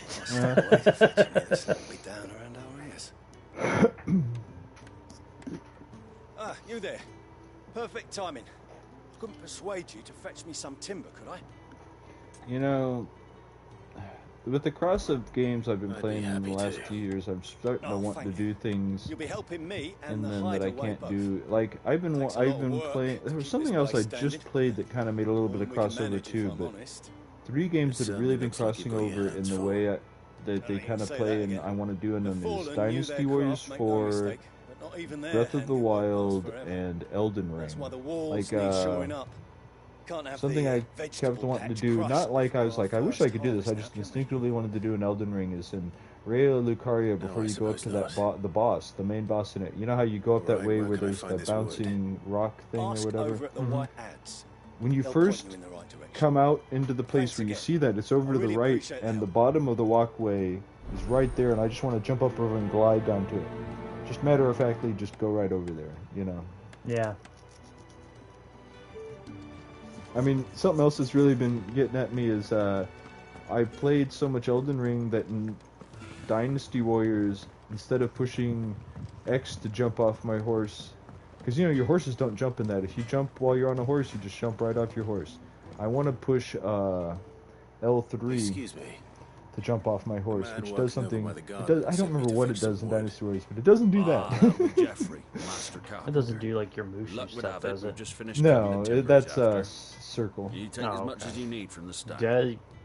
Thank you. The last one of those games I played was the original Samurai Warriors on PS2. Yeah, that game being pretty fun. It was fun. I'm gonna have to get a copy of that. I mean, they've done more of them. I found out. Here we are. I want to say they've done like 5 or 6 of them. Get this Oh wow! Jeffrey. I thought it was kind of a one-shot side story type of thing. No, they. I mean, I remember being very derivative of Dynasty Warriors, but being distinct enough that its mechanics were different, and I had to kind of relearn it. But like, did you ever play Mystic Warriors? Oh, you're back. I honestly can't remember if it's made by the same people. I feel like it is. It's kind of a level to level. I mean, I guess Dynasty Warriors is kind of that way, but like story-based game where you play Dynasty Warrior like levels, but with like monsters and stuff, kind of going around trying to do whatever. As like these like kid warriors who are kind of like the characters from it. They're not like, you know, this one's Lu Bu and stuff. It's just, you know, their own set of characters. But that sounds ominous. It was. Oh, it's not as bad as all that. And it's a damn If I sight have, I don't better than the remember. alternative. Okay. We're safe, we're warm, and we're hidden. What more could we ask for? You know, Now stop fretting. I want and to say take in this. Samurai Warriors there are Dynasty Welcome to the Warrior fold. characters in them. Oh. So maybe it was like made by the same studio. And I That's want to say not it's a made matter on the of same thinking, engine. You're one of us now. But it is really hard to play Samurai Warriors after you've like played like in-game characters, because like on foot, in-game characters can just they can get across like the field pretty quickly. But if you start over, you're really slow. yeah, yeah.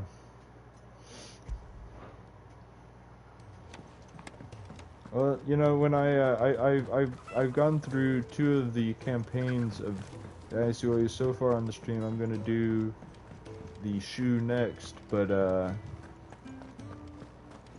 on the second character, I had opened up the item that pluses your speed, and that made a big difference with the second character.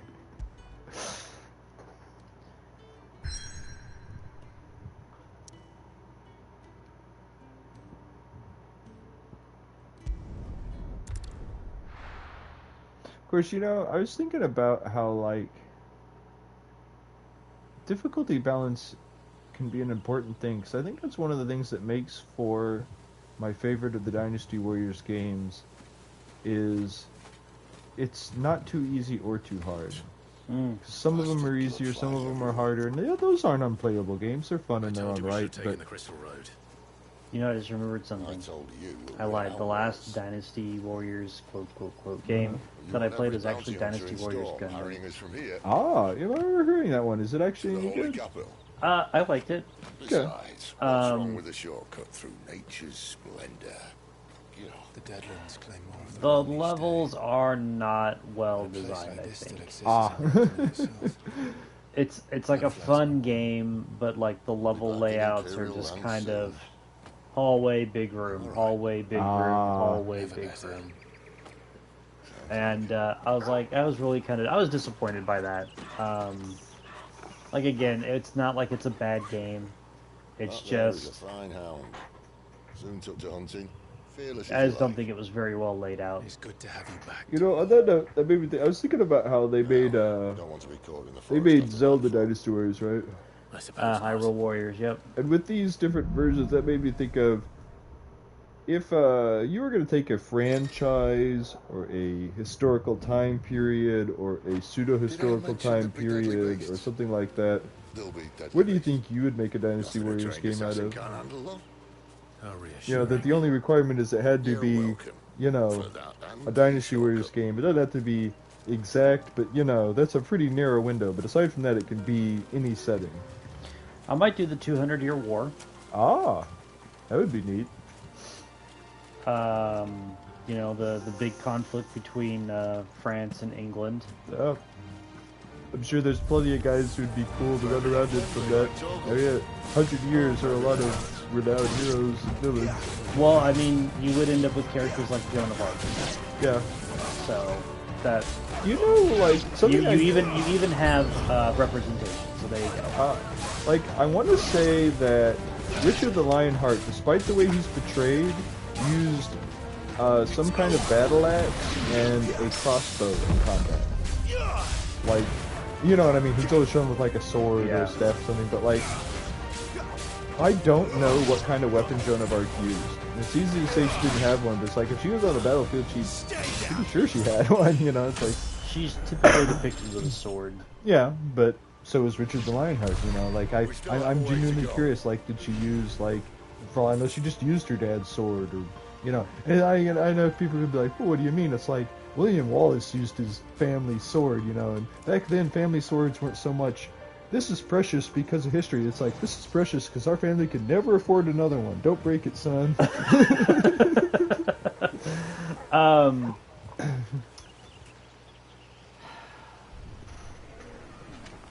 As far as like franchises go,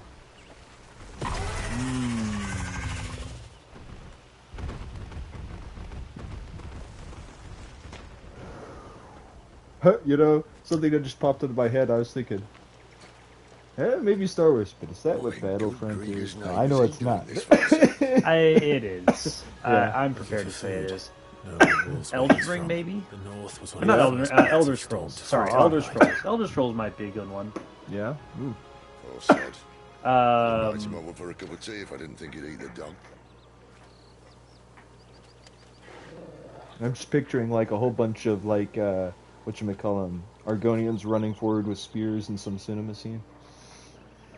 Gears of War might be an interesting take on a series like that, although it would be mostly range combat, but I think that could be something. Yeah.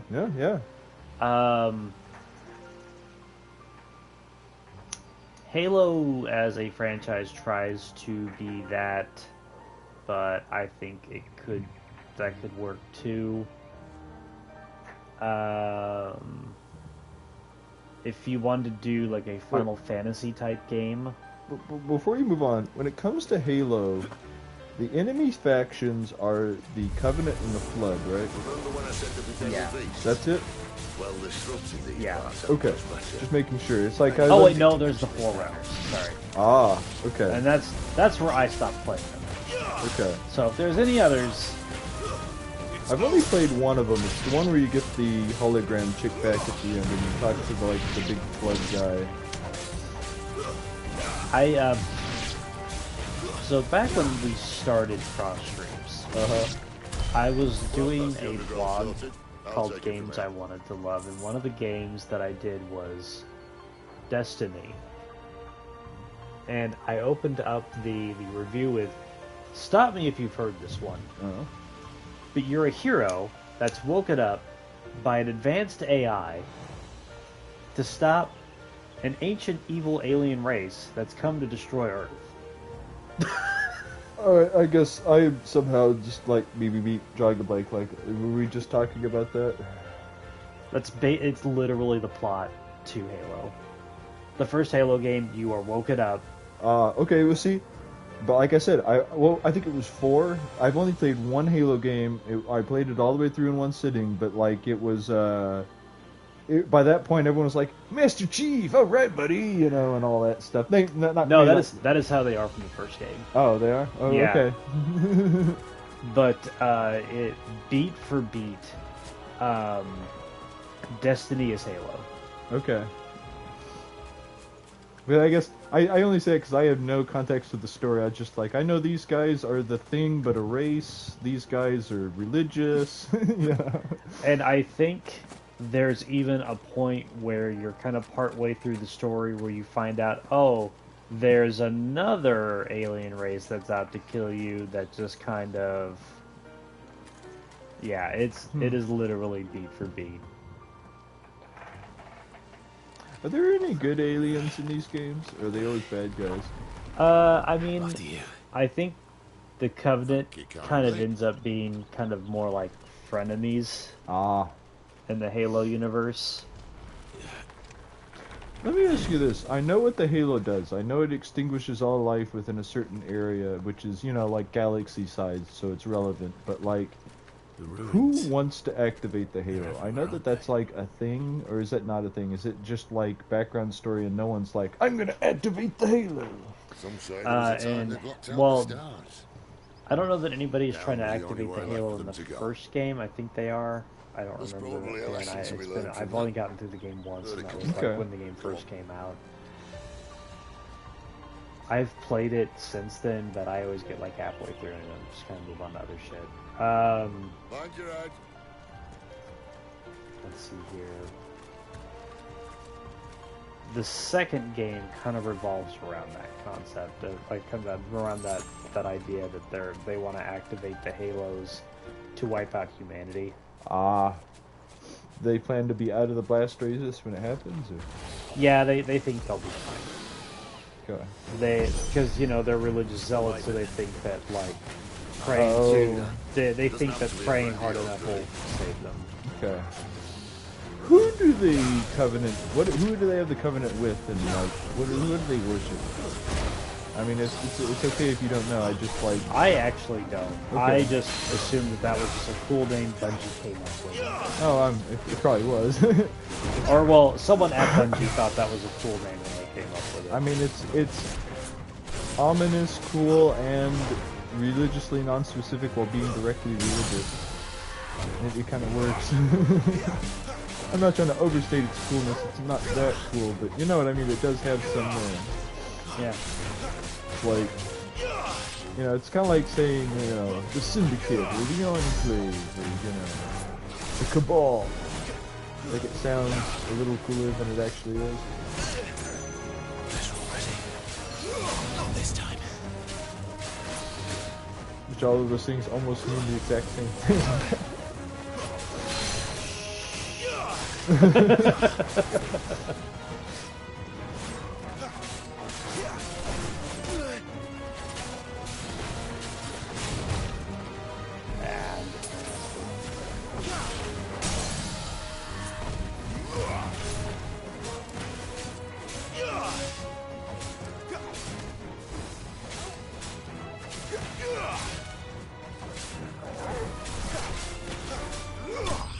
There we go.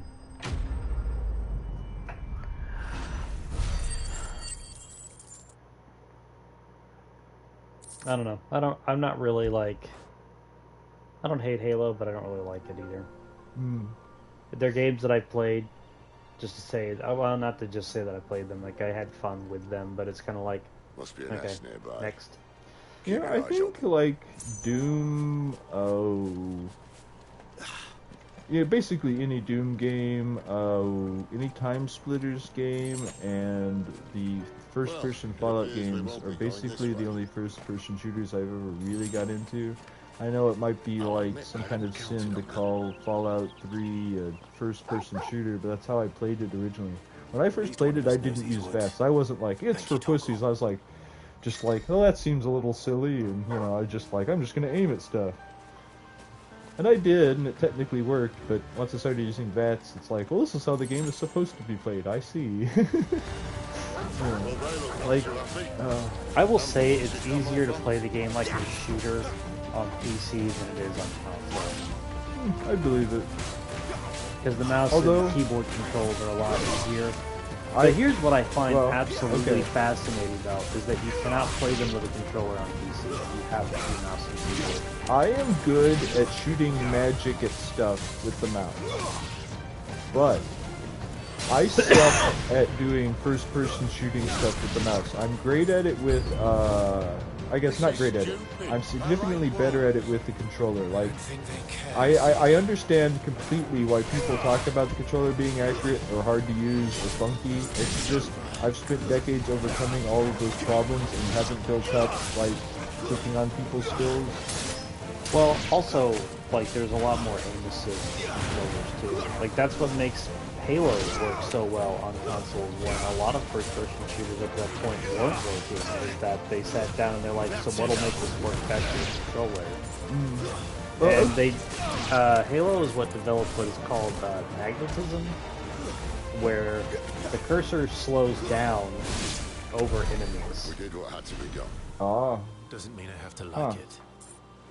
You will notice a slight slowdown of the cursor whenever you're playing Halo, when you're over an enemy.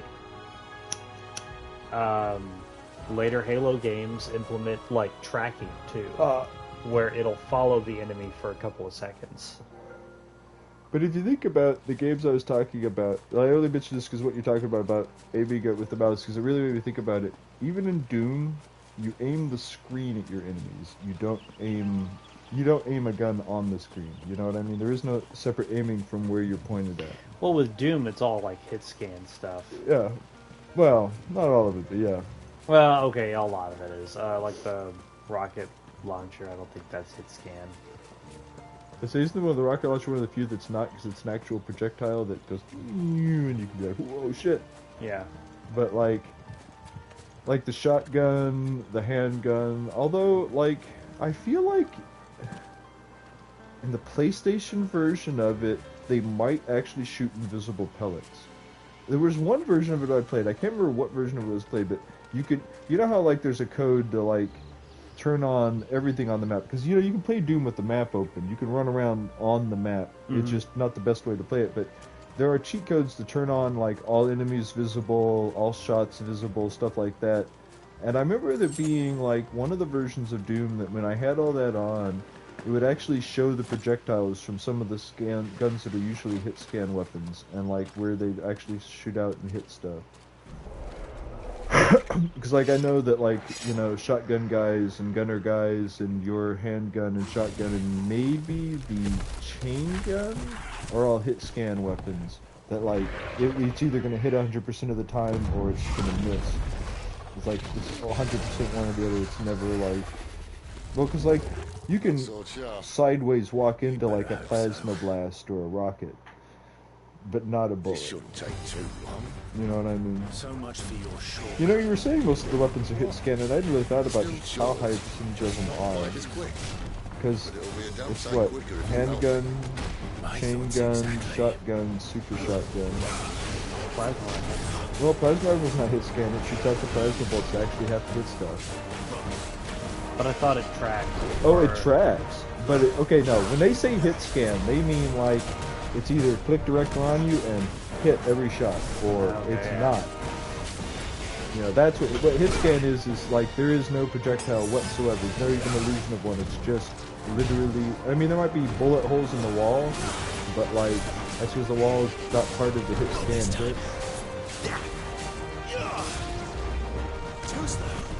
Something that makes it Doom feel different than so many other games, so it's just how accurate the shotgun is. That's somehow how it is. Not this time.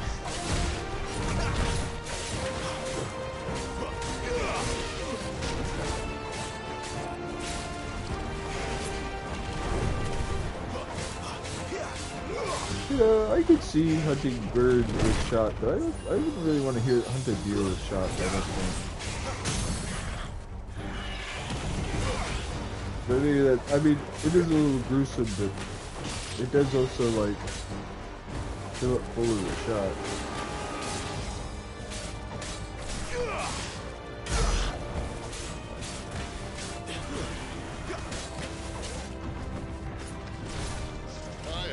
Someone's got the up. Where he stops, no one knows.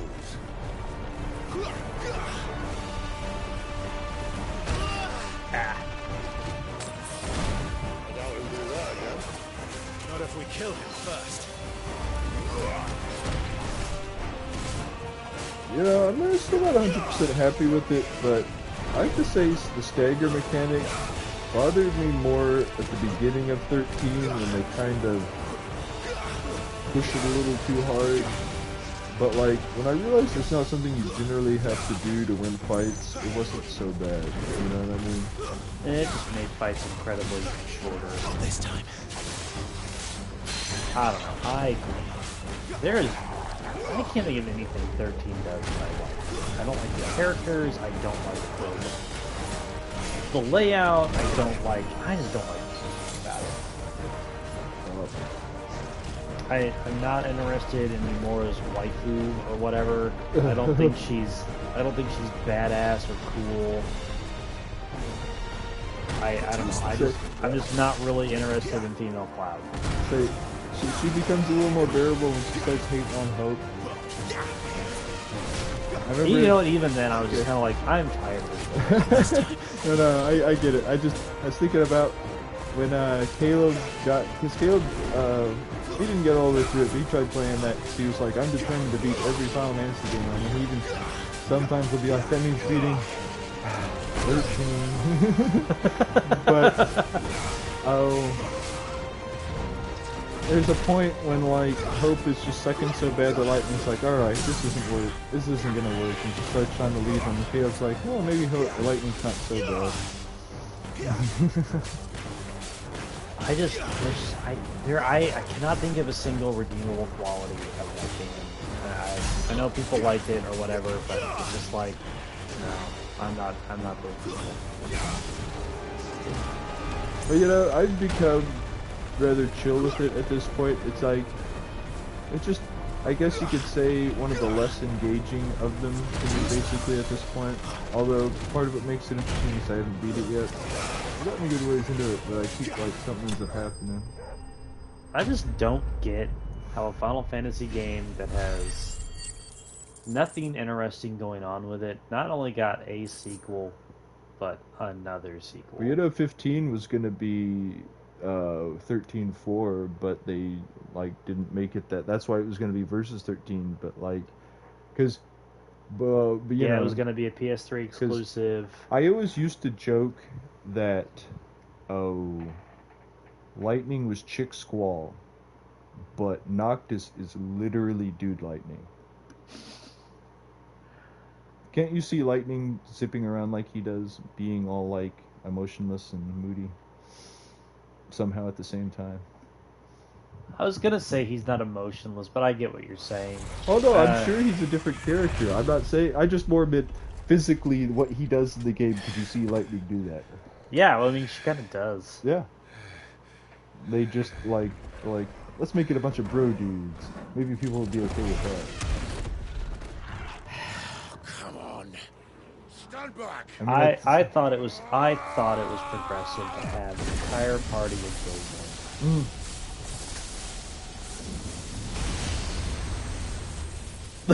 I mean, I don't know, man. Like that's just the vibe that I'm getting in that game. It's like these dudes are out in the woods on an adventure.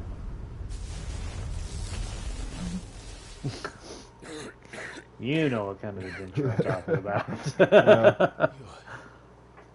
But you know, it was. I mean, gameplay wise, I thought it was good. Story wise, nah. I've played worse. How fun is the unnecessary stuff in that one? Like not just side quests, but you know, going around dicking with the free open world and stuff. Because I know mostly all you have to do is go to a long journey of point A to point B with stuff that gets in the way. But like, there's lots of you could go over here if you wanted, right? Yeah, so that's kind of why I was so, I think, this is why I've been upset with, because they became these linear hallways. The well, okay, no, I don't. technically disagree with you about 10, but I still defend it. But 13, that is one thing that like genuinely just pisses me off when I'm playing that game. How much it's a literal corridor to the point of so heavy invisible walls and stuff, and just like, no, go this way. We hit a chest, and the fact that you had to turn around to find it. A place where we can die on our own. And I mean, you know, the shops piss me off. One thing I do like about the game, although if the game was a more approachable game, this would turn people off a lot more about it, is that you have to use status effects, positive and negative, and be this or that class to deal with these enemies. It's one of those games that makes you use its systems, but that also would be, if it was one of those games that everyone was like, man, I can't wait to play Final Fantasy 13 again, they'd be like, oh yeah, I always have to engage with the systems. Which I kind of like it about it, but that's one of those things that's not a mass appeal type of thing, you know what I mean? It's like, think of how many things you can do in 7. Eject people from battle, all sorts of status effects, this and that. All you have to do is be strong enough either magically or physically to go, bam, everything dead. And, you know, you can do all sorts of complexity. There's reflecting spells after you reflect and piercing enemy reflect, you know, like, but how many times do you have to engage with that system? And Gambits were I both liked and hated that. Gambits, yeah. Well, you remember what I was saying my problem with Gambits is, right? You have to unlock them. Yeah. It's like, I genuinely think that that's a thing that just, you should have the full set of them. It wouldn't make you overpowered or anything, it would just make it where you didn't have to choose a bunch of stuff manually. That's all it would do, you know what I mean? Like, I guess part of the reason I say you should have them all is so that everyone who plays the game wants to engage with the system. It's something that the game tries to convince you is a good idea, guides try to convince you is a good idea, you know, if people are trying to convince you, it's probably not very selling in and of itself. And inherent systems like that should be inherent enough that you don't question using it, you know what I mean? I just don't understand why I'm there if the game is so intent on playing itself. See that river? We follow her upstream. How about I just turn on my PlayStation 3, I put the disc in, and it just plays itself.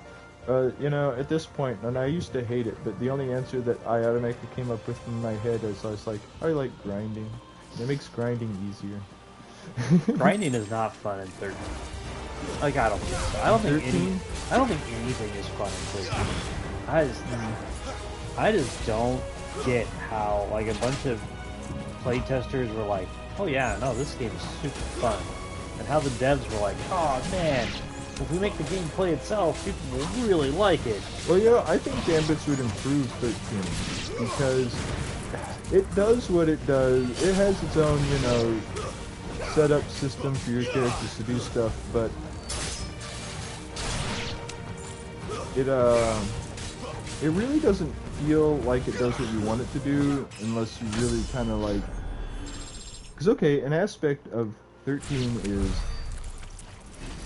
how much you know about enemies is equivalent to how much you have of them in your like sub menu, and the way you get more of that is a combination of scan and fighting them over and over again. And your AI, if you just let it do what it wants to do, does stuff based on what it knows about them. So when you don't know anything about enemies, it's gonna fight them stupid as hell. You know what I mean? Yeah. Also, there's some enemies that you straight up can't use the AI against, or you will just die. Like those car guys when you're Hope and Snow going up towards, I think it's towards Hope's apartment, I can't remember. There's going to be two of them, and like you have to be a guardian as Snow and like get a bunch of defense from getting hit multiple times by that like machine gun attack they do or whatever. And it's like if you try to just let it do what it wants to do, it doesn't work. And I only say that because it's like that's kind of a, well, this is how a kind of enemy in the game works. Like, I don't know. You know, I say I can't think of anything redeemable in 13. I take that back. The summer monsters. So, I did like the whole idea, like you had to fight them to earn their respect, whatever it was. Yeah. But I don't know. Other than that, I can't think of anything where I'm just like, man, I can't wait to play that again, because that's one of those games like I have in my collection, and it just sits there. And it's gonna stay sitting there.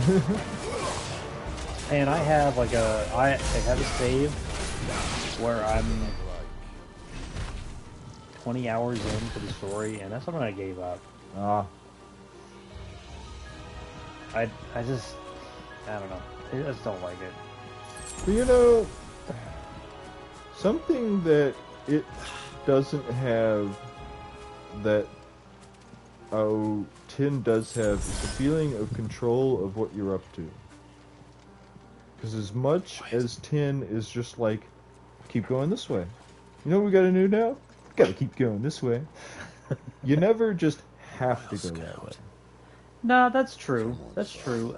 10 at least gives you like other distractions. It makes some areas bigger, some areas smaller. It tries to make the hallways make sense. And if you can be like, for no good reason, I'm walking all the way back to the save. Well, time to go back to what I was doing. But 13 doesn't try to make sense of the hallways. It's just it's a hallway, motherfucker. Yep. It's like, here's a nature hallway, here's a crystal hallway, here's a technology hallway, here's a like technologically based nature preserve creature hallway. There was one of them where you're that game's buried. Oh, Shaz, I think? Yeah. You're him, and I think you're... Is it, pink-haired girl. I think those two are together at that point in the story. Vanille? Yeah. Where they're kind of going through, like, My liege values this... above all Like what is... Chocobo Park or whatever? No, wait. You're going through, like, some sort of nature area. Yeah. But it is very, very poorly kind of designed with how it looks and everything, I think. Because it's just... There's all of this around you that you could explore, but it makes it like this very obvious, very narrow, very square path. Yeah. And it's just like... elite intelligence. Why? If we can capture her. And that is about the point where I stopped playing it. And it's funny because what we're really talking about is the illusion that that's not what you're doing, is just running forward towards a goal. Yeah. Because, I mean, like, you could make Metroid essentially just a straight path. It could have bumps in each room and stuff, but just a corridor of room to room to room, all the challenges the game has. But that would... I'm not saying there are no games like that, but as far as that would destroy the illusion of what it's trying to go for, the whole I'm moving around in this world, you know, this like interconnected living world. I know that like compared to modern living worlds it doesn't do much, but you know what I mean, right? Like and this is kind of what we're talking about with Final Fantasy. It's like if all you literally could do is run forward and fight what's on the way, like, because that is literally all you do, even in the first one. All you do is try to get to your goal and fight anything on the way there, maybe level up, maybe find some treasure. And like, but you know, that's like saying that all you do in Monopoly is go around the board and try to make as much money until someone runs out of money. You know, it's like, well, yeah, technically. But if that's all you literally, you know, if all there was the basic expenses on the board, and the money you could make without owning anything, that's basically what we're talking about. Because that would come to an end eventually. Well, okay, but the first Final Fantasy game hides that a whole lot better than 13. Oh yeah, well that's what I'm saying. I'm saying that, like, you know, the original one is Monopoly, and 13 is the, you know, just, you know, random chance and taxes on the board, you know what I mean?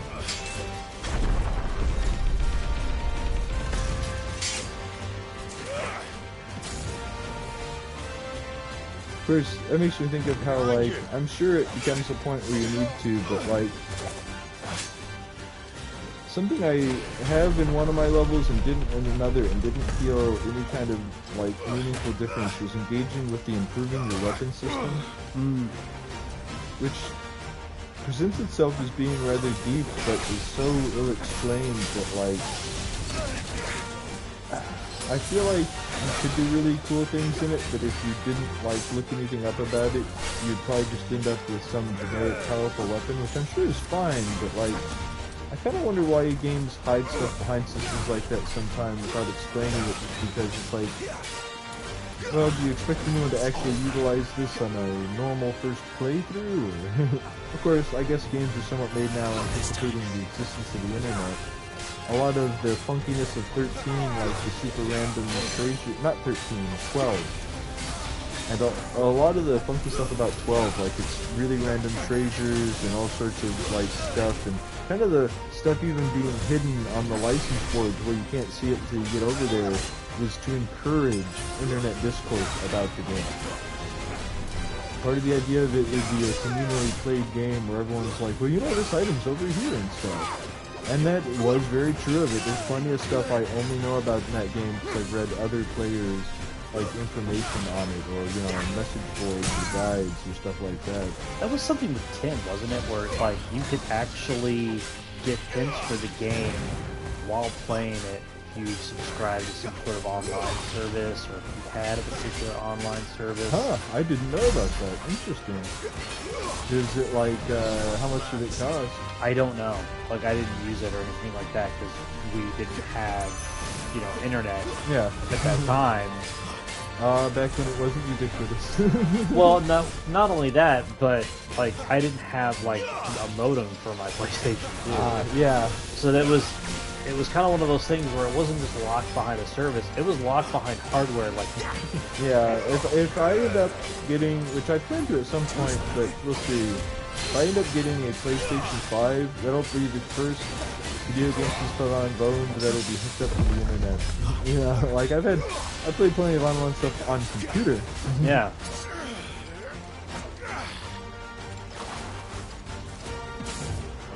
Not this time.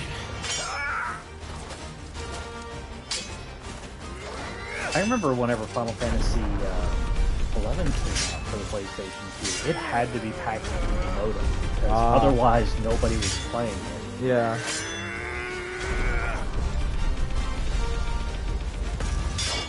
I do wonder what is more true, if couch co-op died because of online, or if it was killed to help you grow online.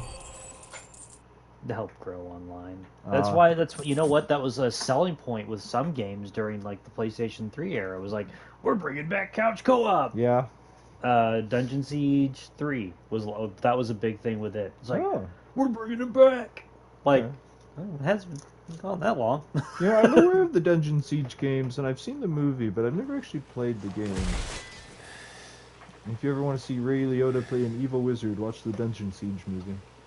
They thought we were Imperials. That was for the king, right? Or yeah, in the name of the king. Yeah, in the name of the king. Yeah.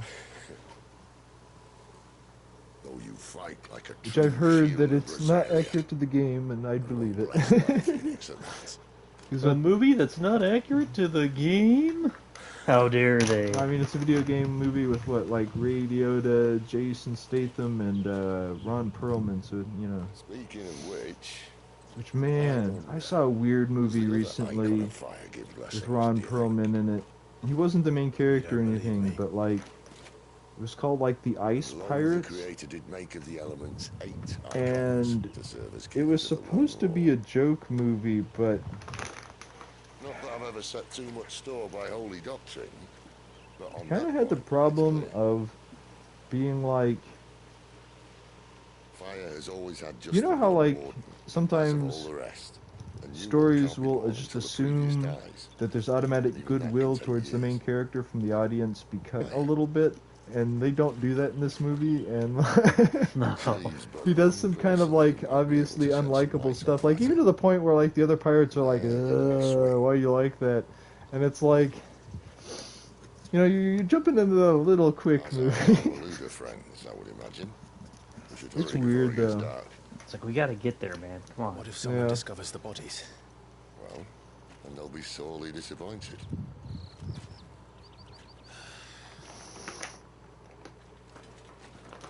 That's a movie where after a battle, someone had collected someone else's hand who got chopped off, and he hands it to him. He's like, "Oh, thanks."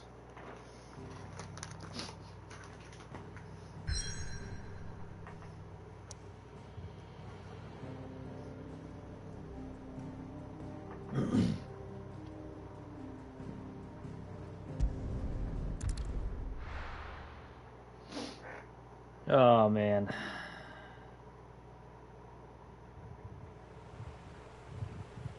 Yeah, there's not a whole lot of good like video game movies really. No. I remember when like the first Resident Evil movie came out and they were like, this is really gonna fill in all the plot holes from the game, and I'm like, no it doesn't. This raises more questions than answers. I didn't realize we were this close. Any idea what that is? I remember distinctly that being a thing that they said.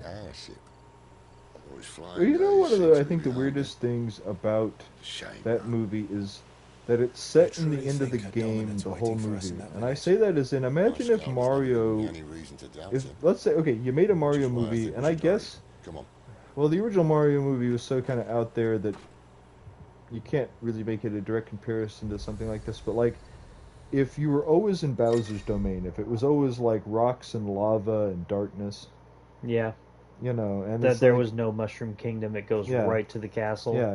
No, like water area, no Mushroom Kingdom, just straight, just you know, fire and brimstone the whole time. And I've like, not seen the new Mario movie yet. Neither have I. You know, I'm not opposed to doing so, but I don't have a whole lot of means to do so, and you know, I'll probably see it eventually. I share a Voodoo account with my brother, and he has it on there. I just haven't had time to watch it yet. Oh. I finally got to sit down and watch Clerks 3 like a couple weeks ago. Is it actually any good? I thought it was really good. It didn't end the way that I expected it to end, but it was still like figures up ahead. A good movie. Are they friends or foes? Like what was going on was like, okay, I get it, or I understand what the movie is here, and it's pretty good.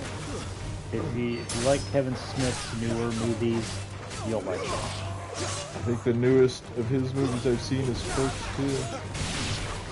Well, I would recommend Red State, because that is not a typical Kevin Smith movie. That is very different than what he usually does. Is that the one with, what's your name? The guy from Roseanne in it? Yes. Okay. John Goodman. John Goodman was an FBI agent in it. Yeah, okay. You're welcome to ask the next one. He also made a movie about a guy making another guy a walrus, right?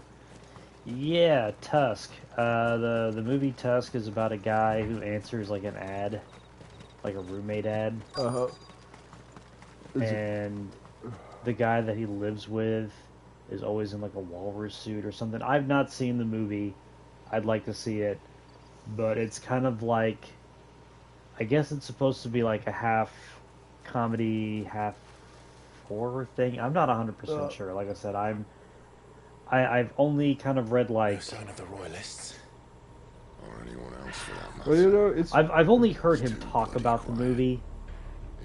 And he doesn't really. What do we do now? He kind of more when Kevin Smith talks about Tusk, he kind of the only thing he'll really talk about is the inspiration for the movie. So what was the inspiration for the movie? It was kind of like a joke. Okay. It just I remember when those two, like, I know he's made stuff since then that I'm like, he's fine, but like I remember when those came out, I was like, is he okay? Because those seem like the kind of movies you make when you're like in a bad place, you know what I mean? It doesn't have to be, but he doesn't usually make that kind of movie. Reviews can't be completely abandoned. Well, Red State was just kind of this thing that he did. I guess he's got like a filmmaker friend. That sounds like a child. Who, I guess they were going around and they were getting some flack from the Westboro Baptist Church, who would go around and protest everything under the sun. And it was all just a hoax to get people to assault them so they'd sue them. Yeah, that's like what I keep hearing. But in the church. That's the basis of Red State. Find them. Make sure they're safe. His friend was like, "Can you stay hidden here?" I think he pitched the idea to his friend because he thought his friend would make it better or make a good version of that concept. And he was just like, "No, man, you should get that movie." And Kevin Smith is like, I don't think you've seen my movies. Of course, I kind of had an idea. It's like it'd be funny to troll the Westboro crowd. And what you do is you find out in various states that they go and hang out in to do their stuff. What's the most you can do to be annoying and still be legally doing it? Like, let's say we went to a protest to theirs and I covered myself in Limburger and just, like, stood near them. That's not illegal.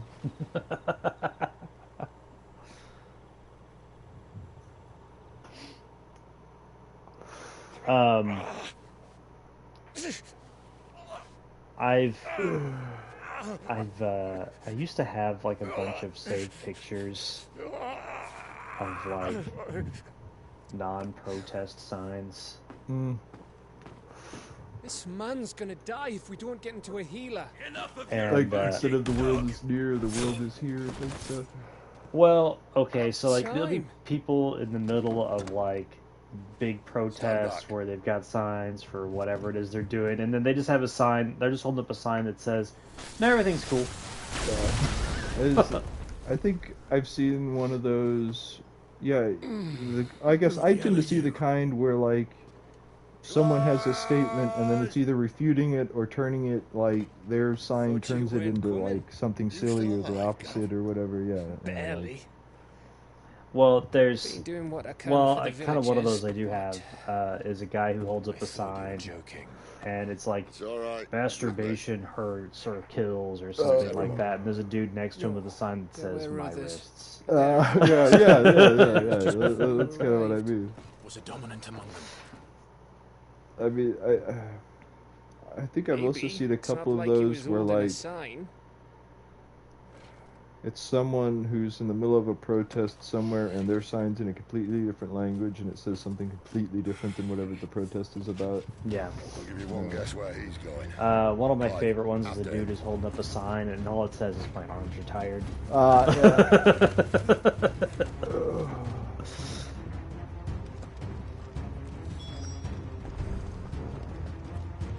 You know, stuff like that. So, you know, go to those kind of protests with, like, signs like that, where you're just standing next to them with a sign of the Westboro Baptist people with a sign that says, no, we're all chill. I don't know. Something minorly silly like that, you know. Any word from the scouts? Not yet, my lady, but we have the Dominant's companion. It's only a matter of time before we seize our quarry. Very good. And what of the others? You know, it doesn't matter what kind of hate group you're a part of, like... Some may still I don't be know, worth it keeping just sounds should the dominant exhausting, elude like, us. putting that, like, thinking about, like, other people that much, and, like, what they're up to and why you don't like it. Maybe it's just because I've spent a whole lot of time in my life self-loathing, but you're right, that is a lot of energy. I know how much it takes to hate myself. I cannot imagine applying that to an entire group of people pointlessly. Well, okay. Think of West Baptist Duro. They're like basically everybody but us. Everybody sucks. I mean, sure, everybody sucks, but not everybody doesn't suck that much. You people aren't worth a protest.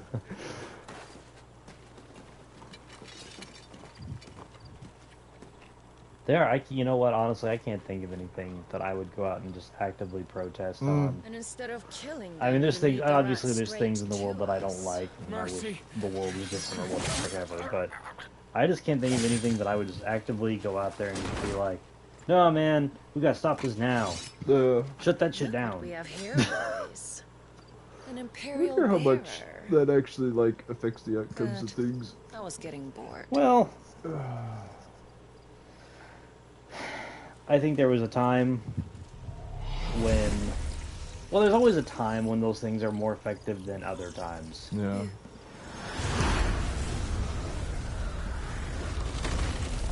Is she like Cerudia or something? Hit you with Twister? She's a dominant. She like a zoo? Like hit monsters? Where did?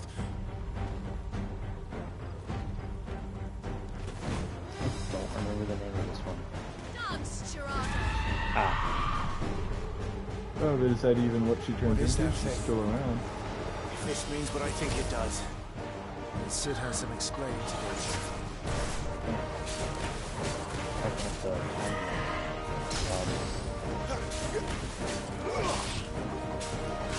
You know, I've spent so much time dicking around and running away from stuff, I'm having to slightly relearn the dodge timing in Elden Ring again.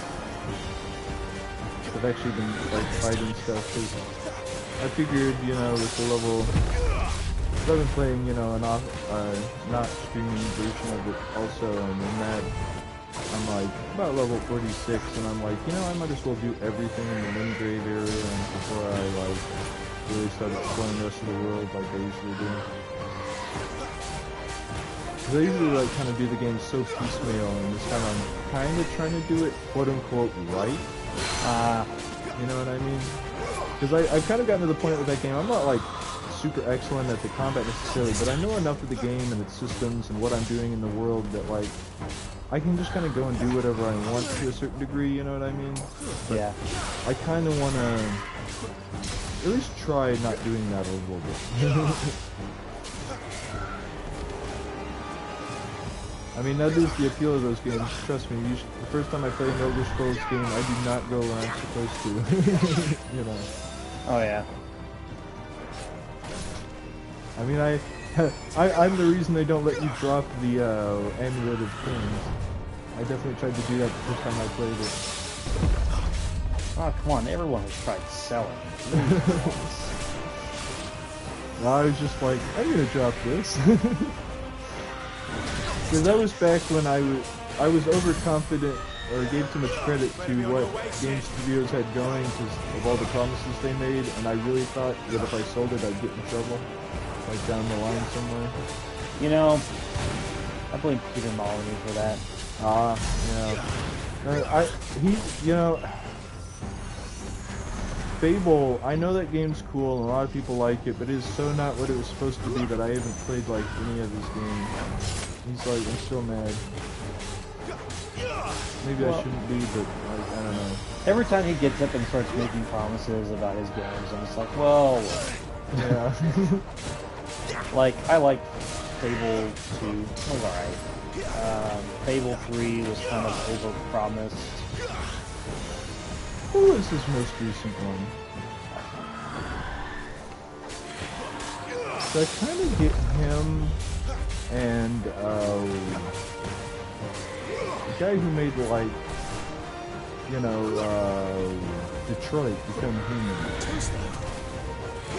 I get them mixed up sometimes. I know they're different guys, they make different games, but like, I think it's because I kind of looked into them around the same time, you know what I mean? What is his name? I can't think of his name. I can't remember it either, sorry. But like, when I hear one of the other's name, I tend to have to be like, which one is that? Oh yeah. Yeah. No, I understand. Like, you know, you kind of associate them from the same kind of time period because that's when you were kind of looking into them more. Even for a branded. Let's see here. Clive. What was I gonna Luke is say? here to save the day. I will say that I think one of the few games Peter Molyneux promised a bunch of stuff Don't recall you and then didn't deliver, like when that sort of thing was at its minimum, was with Black and White. Ah. Have you ever played that? No, but that's one of those God games, right? Basically. It's kind of like Populous. Yeah. Why was it that you I remember kingdom? Populous is a game. Sorry, I'll let you talk. I was just thinking, Populous is a game that I played the shit out of as a kid, but I tried to play it again within the last like 8 years. And I was like, I can't even get anything to happen. Because I'd had enough of you and your king's antics. You know, that is one of those games that I played a Yet lot here you are, when I was young, but every time I played it, I just got worked super hard by the computer. As if I tell you. That was one of the few games that I actually got to the point where that didn't happen. Like, no, I know exactly what you mean. For the longest time, I was like, how is it even possible to him? And I can't honestly remember exactly what I used to do. I know. And you know what? I think Populous is I think that's a Peter Molyneux game. Oh, really? I think so. I know that someone did an interview with Peter Molyneux, and they were talking about Populous, and he was going on about how, like, oh man, this game was so great, like, you know, it was so awesome you made this, whatever. And he goes, I remember growing up with the Super Nintendo version, and Peter Molyneux stops the interview and goes, oh my god, that was the terrible one. That's totally the only version I ever played. No, I get feeling that way though. I'm sure the computer version worked better, but I don't know. I just thought that was a really funny kind of bit, like from that. It was like, but that was the terrible. Yeah. The man has a nose for these things. Of course, when I was a kid, like technically, I played a couple of computer games here or there. Like I played a Bugs Bunny game, I played Doom, but like 5% of my like video game playing was on some system or another. You know, yeah. Like, you know what? When you saw Populous at the rental store or at Walmart or wherever it was, and you saw that cover art, you could not tell me you thought that was the game. Well, the only reason I knew what I was going into with that is because I was introduced to it by someone already playing it. But I know what you mean. Yeah. You look at that cover and you're like, this is going to be some neat, like, fantasy, action, maybe role-playing game, something, and that's why I rented it. Just barely discernible dudes running around doing barely discernible things. It's like, this guy's a priest now, this guy's a warrior now, does it have to do with the house level? I don't know. If you'd accepted my invitation. I had an uncle who, the way he would always beat that game would be he'd get enough mana to do two things. One, make a platform with at least one of his guys on it, and two, flood the rest of the entire world so everyone else was dead and he won by default. Fucking brilliant. What I used to do is I used to dick around so much just flattening out. Yeah. And making all of the straw huts into castles. Yeah. And I thought that was how you won. And it is so not. Yeah, no. I don't remember exactly what it all takes. I know it's a lot of little systems. I mean, one of the things that fascinated me about that game when I first played it is it was one of the first games that had a bunch of little systems to it. I mean, it's a simple-ass game now. You know, like Age of Empires is more complex, but like it was one of the first games I ever played that had anything like that, you know. You know, really, it is mind-blowing to consider all of the PC ports that are on the Super Nintendo. Oh, yeah. SimCity was almost on the NES. Bring peace. Huh. Yeah. Wow. They got, I think, like halfway through the port when Maxis got word. No. Super Nintendo. Now, I know it would have to be graphically lowered, but I wonder what they would have had to lose compared to the Super Nintendo version as far as, like, systems and, like, events and stuff. That is a good question. We almost got the first Earthbound. We almost got Mother. I wish we had. Like, I'm not as into Earthbound as a lot of other people are, but like, I really like how ball-bustingly hard it is for one of those types of games. Because when I first played it, way later than a lot of people did. But it's like, I had played so many RPGs, I was like, hey, a game that can kill me. Years later, and this is all like kind of like after the fact, hindsight being what it is. Yeah. I found some old Nintendo Powers, and I was going through them, and they had these things like Pack Watch, where they talked about upcoming games. Tell me something. And they talked about Why do you not resist? Mother coming out for. It was called Earthbound. Within you lies the power they talk to about slay Earthbound gods. coming out for the NES. The Phoenix perished Final in your Fantasy II flames. coming out for the NES. Yet you do not fight. You do There not were a flee. couple of games that, like, going You through this refuse list, your I was like, gift. wow, none of this shit. Yeah. Like, there was a lot of stuff on that list that saw the light of day, came to the US, but there was more stuff on that list that was like, nah, that shit ain't coming. And that was I think one of the first times I had figured out. This was before my access to the internet. My offer still stands. This was before internet was Join like us widely and you will be even treated available. with the respect one of our kind deserves. This was like in the mid-90s. they were talking, like the article was talking about Final Fantasy II coming out for the NES, or that was what I was reading at the time. It was in the mid-90s. This article was talking about Final Fantasy II coming out, and I was just like, oh man. Do be gentle I with could have them. gotten Cecil's Adventure on the NES. No. This is before I knew that 4 was 2 here.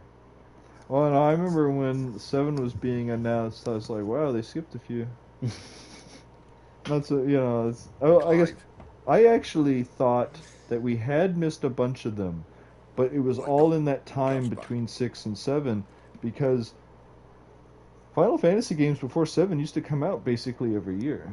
And then there was this big, long pause, and then 7, but 7 just took a long time to come out. I mean, I know over here it was a little bit of a different, more staggered, but if you look at when they all came out, it's like it was like bam, bam, bam, bam, bam, bam, bam, and then like, what was it, like 5 years before 7? I would have to double check the timeline, but I do know that there was like Final Fantasy II came out, and they were going to localize 5, and then decided that it was too complicated for Americans, so we got Mystic Quest. The funny thing is I do like Mystic Quest. It would actually be, if you play Mystic Quest where you never get the free continues after dying, if you just were like, well, time to go back to a save, that is a hard game sometimes. Although, I think that's a little bit of, I don't want to say poor design, but kind of like, kind of the two designs leaning into each other. Kind of like how Final Fantasy X, I'm not going to say it's a hard game, but its battles can kill you a lot faster than in most Final Fantasy games. You know how, like, you could be plodding along and it's like, well, this guy just turned it around on me. Right. You know what I mean? Yeah. Someone I think I was going. I don't get on TikTok, but I watch reels on like YouTube and on Facebook because I will not use TikTok, and I swear, and I will fully acknowledge it is for some tinfoil hat reasoning, but I'm not going to get into that here. We've got one chance at this. This guy was talking about how Elden Ring's not hard. Do you? Good. He's like, Elden Ring teaches you patience, because you get unlimited tries on what you're wanting to do. It says, but back in the day, you would play a game and you would have lives and continues, and when you ran out, you went back to the beginning. Fuck you. I agree, and I call bullshit. Okay. Because I do not feel the difficulty of Elden Ring. It kicks my ass all the time. Sometimes I get a little bit frustrated. Okay, earlier today, I lost 29,000 runes when that was like enough to level me up like 3 times. Oh. Well, but I was like, say la vie, because we'll be spending the night. I thought as much. No, it does suck. I'm not saying it didn't bite at all, but ultimately I didn't care because I can't lose. You won't believe me if I told you. That like I came out of that experience richer in resources, you know, and like sympathetic. And he knows about even I think that's part of the way Demon Souls I would never have guessed so many people were bent made on there be setting us consequences free. to it. Mm-hmm. Because like in Dark Souls, you don't lose half your health until you kill another major boss, right?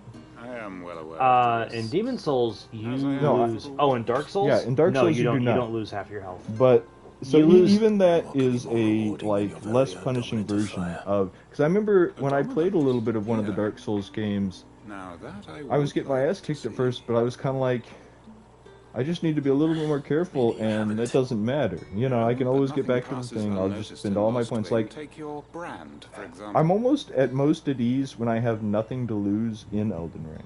Yeah.